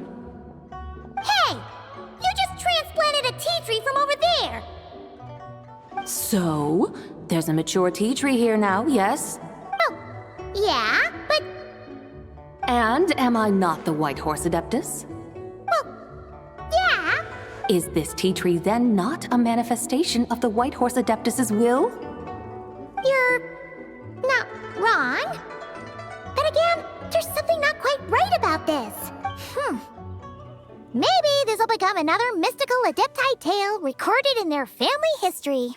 That would be marvelous. Paimon thinks so too. Hey, Traveler! Zibai seems to be doing much better now, don't you think?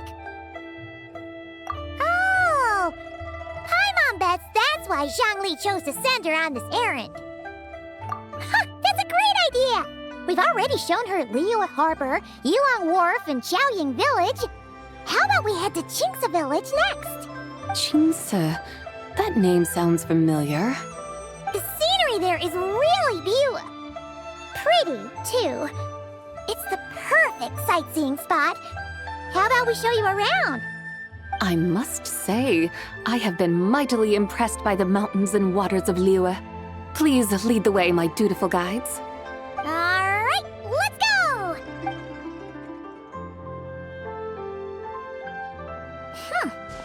Paimon can't help feeling like we've forgotten something. Pay it no mind. I've already forgotten more than you will ever know. All right. If we forgot something, it can't have been that important to begin with. Shinxa Village, here we come!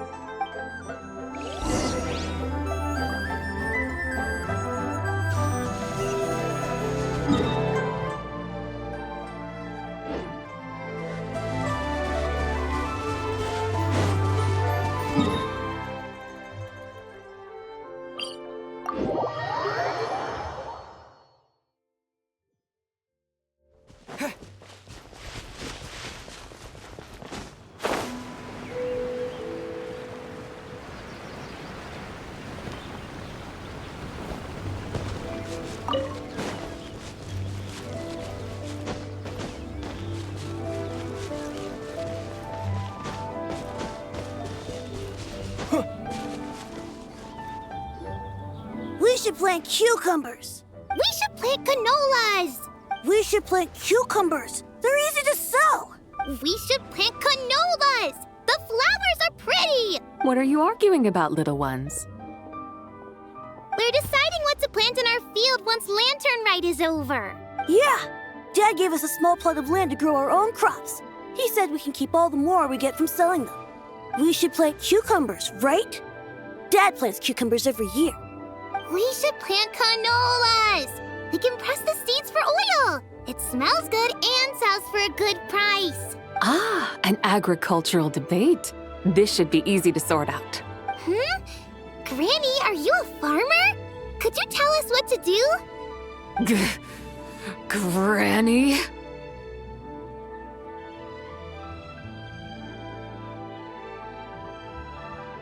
What did you just call me, you rapscallion? Oh no, her eyes are gonna turn red again. It's just, my granny smells really nice, and you smell nice too, so... Sorry. How about we call you Auntie instead? Auntie?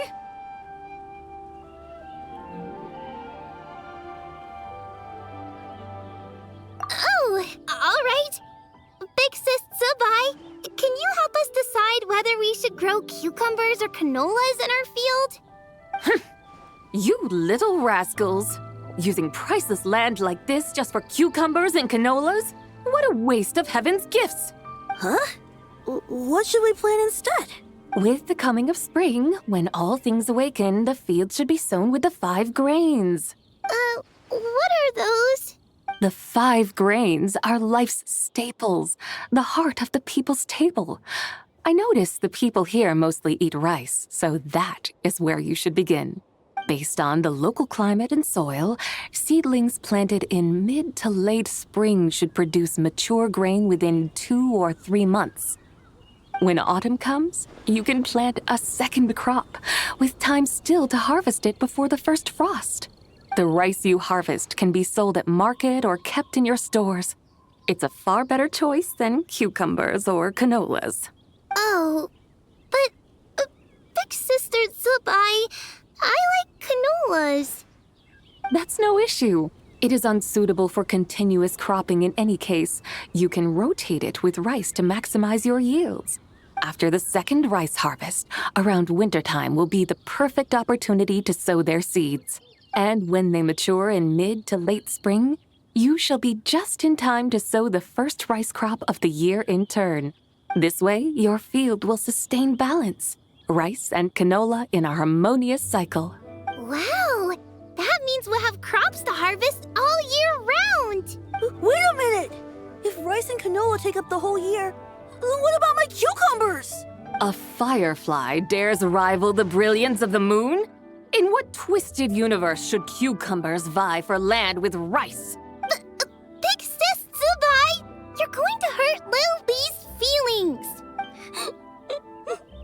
Auntie hates cucumbers.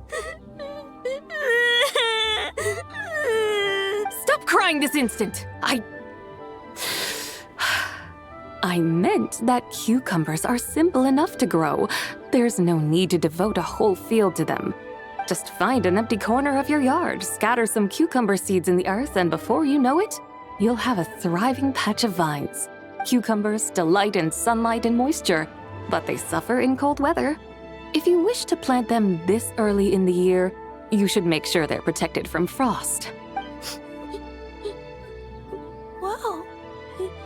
Is it really that simple? Let's hurry home and get started right away! Are you really in that much of a rush? Well, thanks, Big Sis Zibai, who's fierce but really good at farming. We gotta go! Thanks, Big Sis Zibai! See you around! Paimon never imagined you'd know so much about farming. What's so strange about that? The people of Long Gone called me the god of soil and grain. Are the fields not made of soil? Is rice not one of the 5 grains? Huh, that's true. So, if the god of soil and grain is a farming god, that means the White Horse Adeptus must be a farming adeptus, right? Of course the god of farming is down to earth.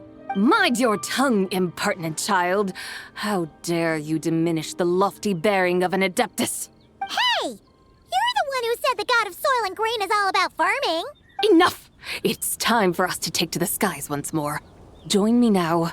Witness the majesty of mountain, water, and field, and broaden your horizons.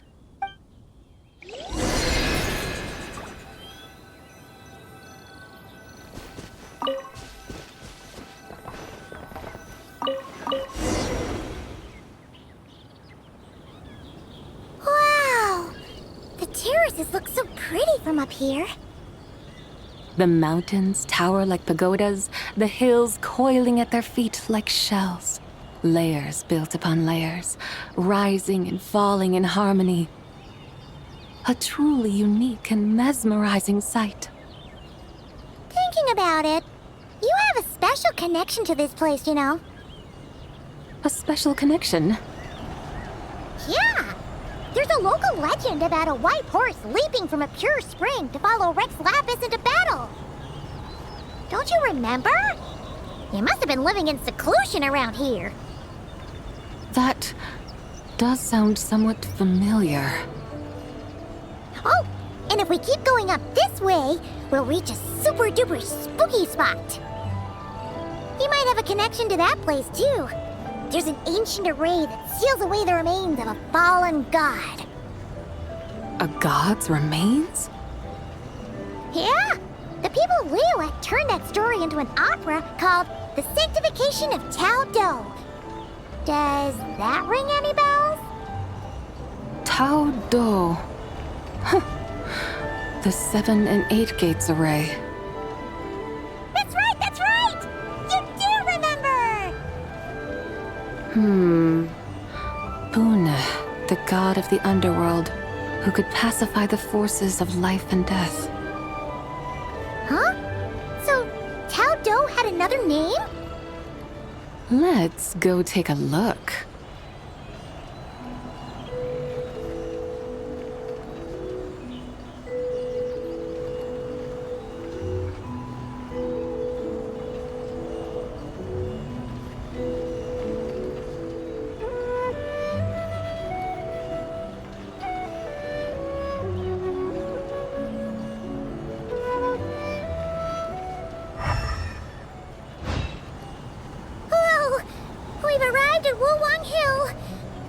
Atmosphere just turned spooky.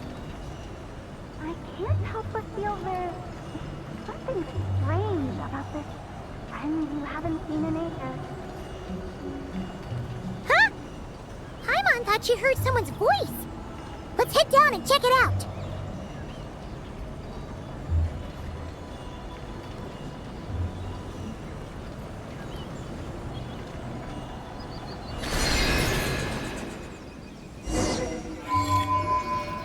I can't help but feel there's something strange about this friend you haven't seen in ages. Strange? Whatever do you mean? Her strangeness defies description. This Miss Zibai is a full-blown enigma, don't you think? I'm afraid I have no idea what you're talking about. Aren't you worried about sending her all the way to Yilong Wharf on her own to buy tea? What if she gets lost?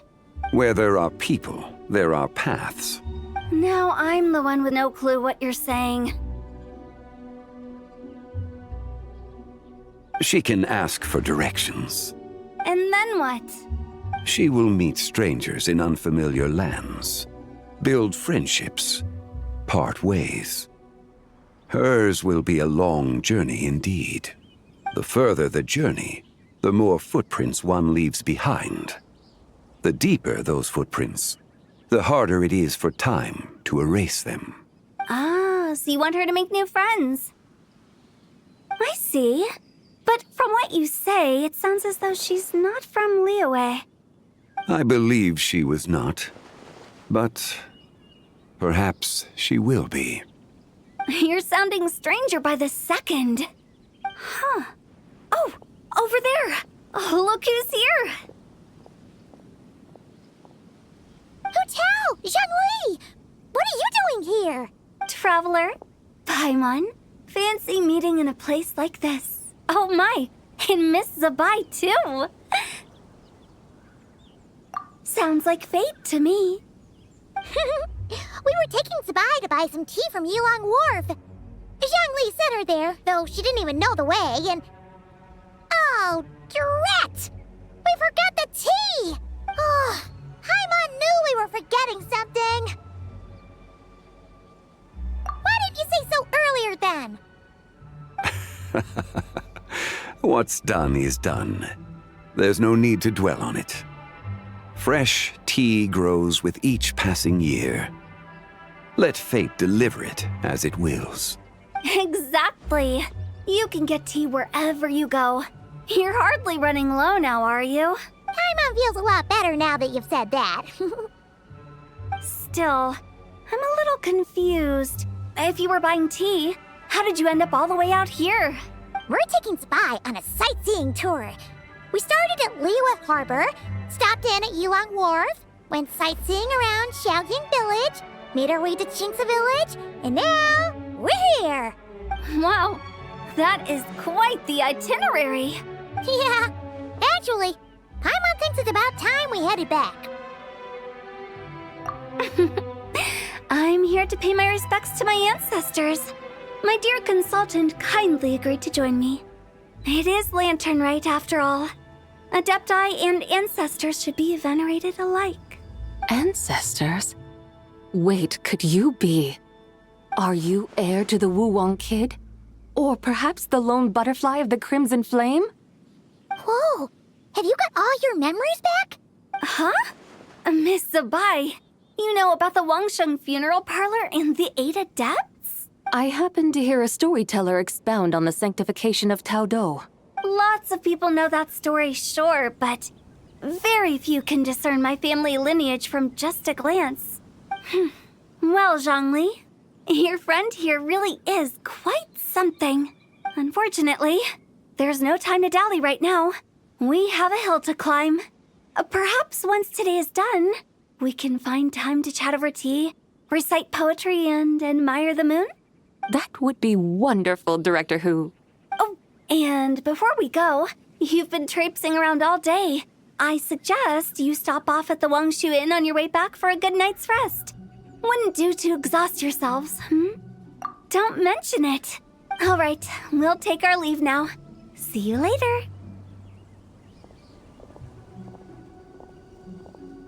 Hotel's so thoughtful. Why don't we follow her advice and stay at the Wangshu Inn tonight? Zibai, you can see the whole of Dihua Marsh from up there.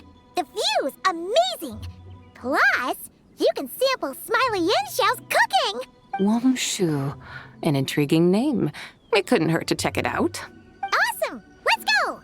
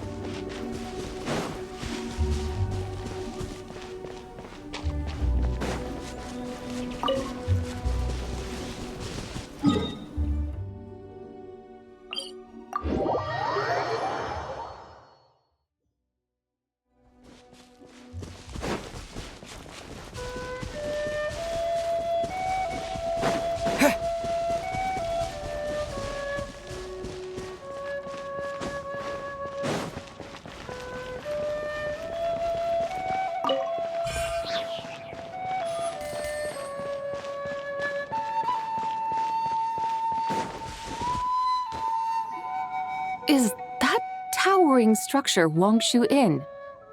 Sure is. We can take the lift up from over there. Always walking the path long trodden. Does retracing others' footsteps not tire you? Come on, get in. We'll fly to the top.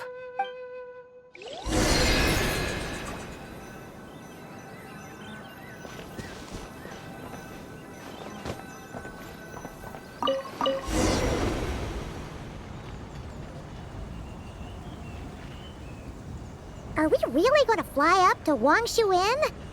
Isn't that a bit showy? All the guests are going to see us. Is that a bad thing? To be able to witness an Adeptus. This will surely add to the inn's appeal, not to mention the room prices. The owner will thank us. You seem to really like showing off your powers. This inn's architecture is incredible, and the surrounding countryside radiates a picturesque charm. No wonder the new proprietor of the Baiju guest house thinks he can't compete and has decided to change his own establishment's name. The new proprietor? Ah, you mean Lu Shengsheng's dad. So you know about that, too. Personally, Paimon thinks it should go with something like Rex's Rest. That's a contender's name if Paimon's ever heard one. A fitting name indeed. So you think the guest house should change its name too? Paimon kinda thought you'd say something like, such sacrosanct traditions must never change. Time flows ever onward. Why should the rules of yesterday be carried forward into the world of tomorrow? The people of today should determine what is to be kept. Huh. You're not as old-fashioned and stuffy as Paimon thought. The years ebb and flow, seas recede to reveal fields. In the vastness of time, I am but a wild horse in a boundless sea of dust. Even Rex Lapis, having waded through the waters of the river of time, is not quite the same as before. Zhongli? What was he like before? That is another story for another time.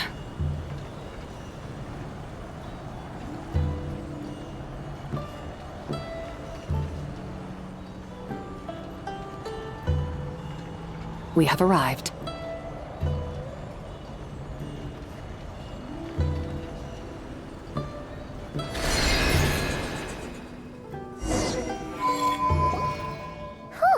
This is the first time Paimon's ever flown up to Wongshu Inn on a chariot. Everything's so different when you're up high.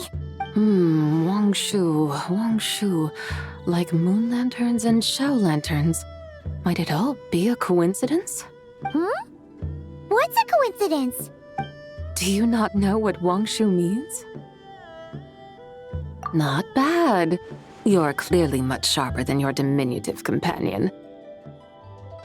Wongshu can refer to the moon, but its original meaning is actually the goddess who rides the bright moon's chariot. And you must be the conqueror of demons. Xiao! Paimon was wondering if we'd disturbed you by flying down from the sky. Not at all. I sensed an unusual presence long before you arrived, though I didn't expect it to be you in a flying chariot. Ah, a witness at last. I was starting to think we should fly a bit lower. 'Twould be awfully dull if no one ends up marveling at my lofty bearing. No need. This is already showy enough. I'm not one to do good from the shadows, as Rex Lapis is wont to do. Then you must be... Nay, I'm only cosplaying as the White Horse Adeptus, in truth. Cosplaying? What's that? Ugh, ignore her nonsense. She's a genuine article, the one and only completely authentic White Horse Adeptus. It's just, Xiao, did Zhongli say anything about her being a teensy bit not quite right? Mental instability, perhaps? Did Zhongli tell you that? No, this is my own speculation. Oh, You pretty much hit the nail on the head. It's like her brain's filled with a bunch of slimes right now. All gloopy and messy. There's a hot-tempered pyro slime, a math-obsessed hydro slime, and a mischievous little animal slime. But don't tell her Paimon said that, or she'll come and tell us all off. You white-haired rascal! Do you think I can't hear you? Uh-oh! We're in for it now! White Horse Adeptus. You must be weary from your journey. Why not take a rest? Oh, yes, yes, yes! You must be hungry, right, Zibai? How about we get some food? Oh, the chef here is incredible!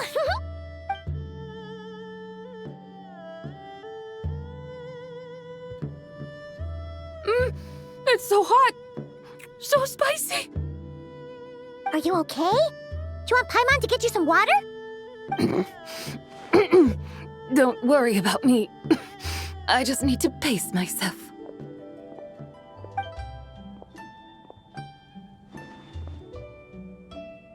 So, regarding your friend and her condition, does even the Lord of Geo have no solution? Zhangli said we should wait and she'll get better on her own. But who knows how long that's gonna take. Is that why her personalities change so easily? Paimon thinks that has something to do with her 3 deadly selves. Zhangli told us that the deadly selves are impure, affecting living things that get too close. The White Horse Adeptus's remnant spirit was attached to the deadly selves for a long time. It makes sense that her temperament and memories would have been influenced by them.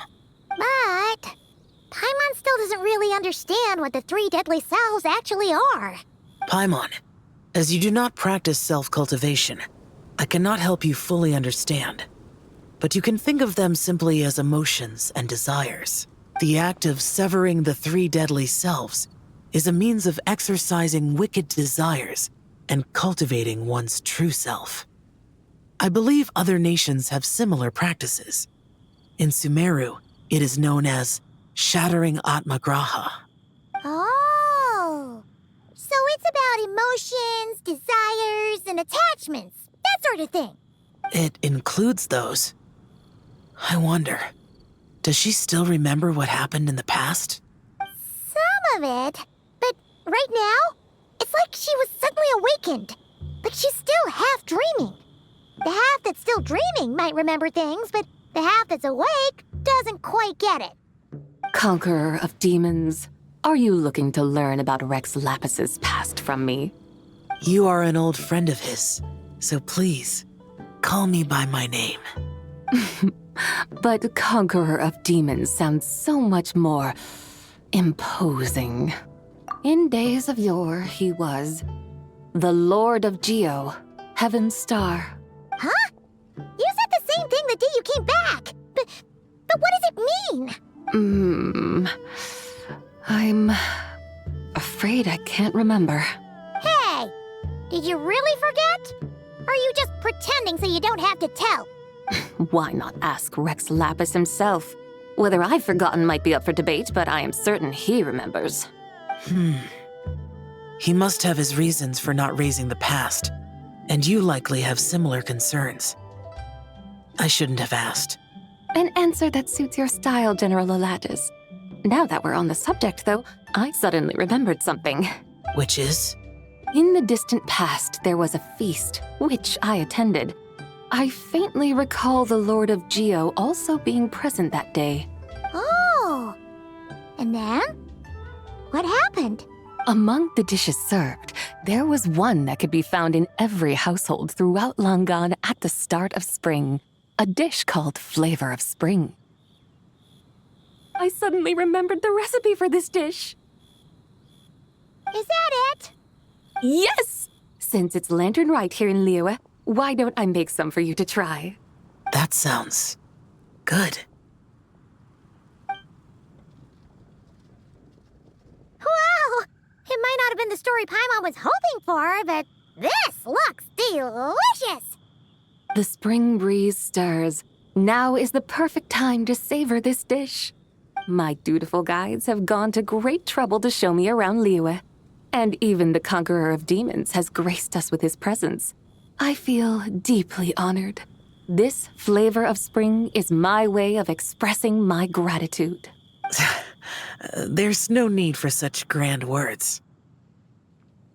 What's this? Hey! It's that broken jade token from the antiques exhibition! Indeed. This was once an Adepto treasure of mine. I'm amazed it ended up in your hands. Alas, it serves little purpose now in its fractured state. Please, keep it as a memento. Oh, that's a shame. Can't we fix it? This is the way of the world. Once jade is broken, it can never be made whole. Then, what about forging a new one? That is a good point. That it has ended up in your hands must be a message from fate. I could try to craft it into a little trinket for you. One that might prove useful on your journey. Ooh! What sort of trinket? It's just a passing thought, one that will require the right opportunity. I'll think about it more when the time comes. Now that we've had our fill, we should get some rest. Tomorrow we return to Liyue Harbor, where I'll have need of your guidance once more.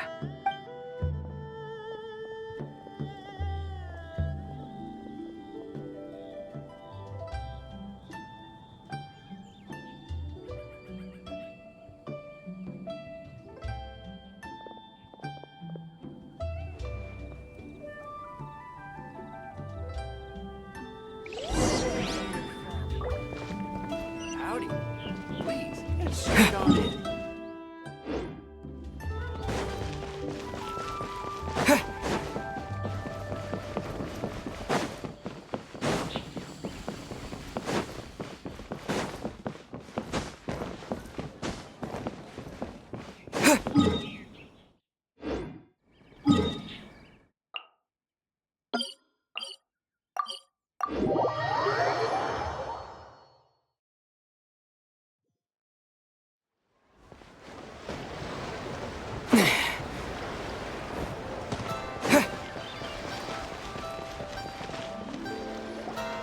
Chi-Chi, the lantern rite is almost over. Do you remember how to make a Shao lantern? Warning, split bamboo, traveler, and get silk, make Paimon. You've got it all mixed up again. They're here again. Yow! Looking good in that new outfit, huh? Hey, it's Paimon! Dr. Baiju gave this to me as a gift. How does it suit me?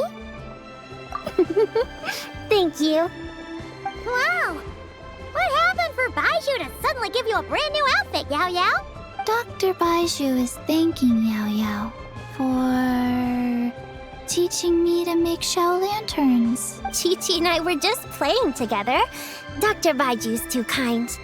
Oh, yeah, take a look at this. Dr. Baiju gave me these clothes, but it was Chi-Chi who wove this little basket. Wow, that's beautiful. When did you become so good with your hands, Chi-Chi? I learned to make Shao lanterns. Thanks to Yao Yao. I also made a wish. What do I always say? The White Horse Adeptus answers prayers. Come, help this old man make an offering in thanks. Huh? Mr. Liu? What did you pray for? For my idiot son to finally come to his senses and not change Baiju Guest House's name, which he has.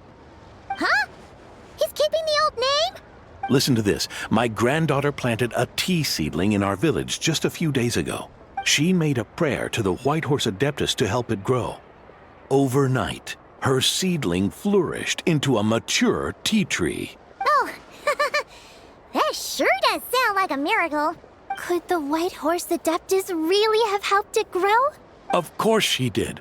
Oh, White Horse Adeptus, how blessed is our family over whom you keep watch. Truly, this is an extraordinary miracle. You must record it in your family history without delay. Of course. Huh? Is that you, Miss Zibai? Indeed. I have a long-term booking at your guest house. Yes, I recall. Mr. Zhongli said to charge your expenses to the Wangsheng funeral parlor, if I remember correctly. That's Young Li. Always making trouble for poor Hu Tao. I noticed when you were here last that you bear a striking resemblance to the pictures of the White Horse Adeptus in my family history. You both have golden eyes. Perhaps fate has had a hand in our meeting. And a glad meeting it is, Miss Zibai. Now why don't I gift you some tea from my garden to celebrate this encounter? We grow Sunglaw tea there, and it has quite the reputation throughout Yilong Wharf. I hope you will accept it. Oh! Sunglaw, buy 10 boxes, get half off teas. Back on the menu. Buy 10 boxes, get half off? Don't be silly. This is a gift. It's free. Woohoo! Nice! Thank you so much, Boss Lu. There's no need to thank me. You're a visitor from out of town, which makes you an honored guest. Make yourself at home. Lantern Rite may have ended, but the streets are still bustling with activity. Make sure to take everything in, meet some new friends, and enjoy your time here. And that goes for you kids as well. Happy Lantern Rite. Got it, Mr. Lu. Happy Lantern Rite. Yeah! Happy Lantern Rite, everyone! Happy Lantern Rite indeed.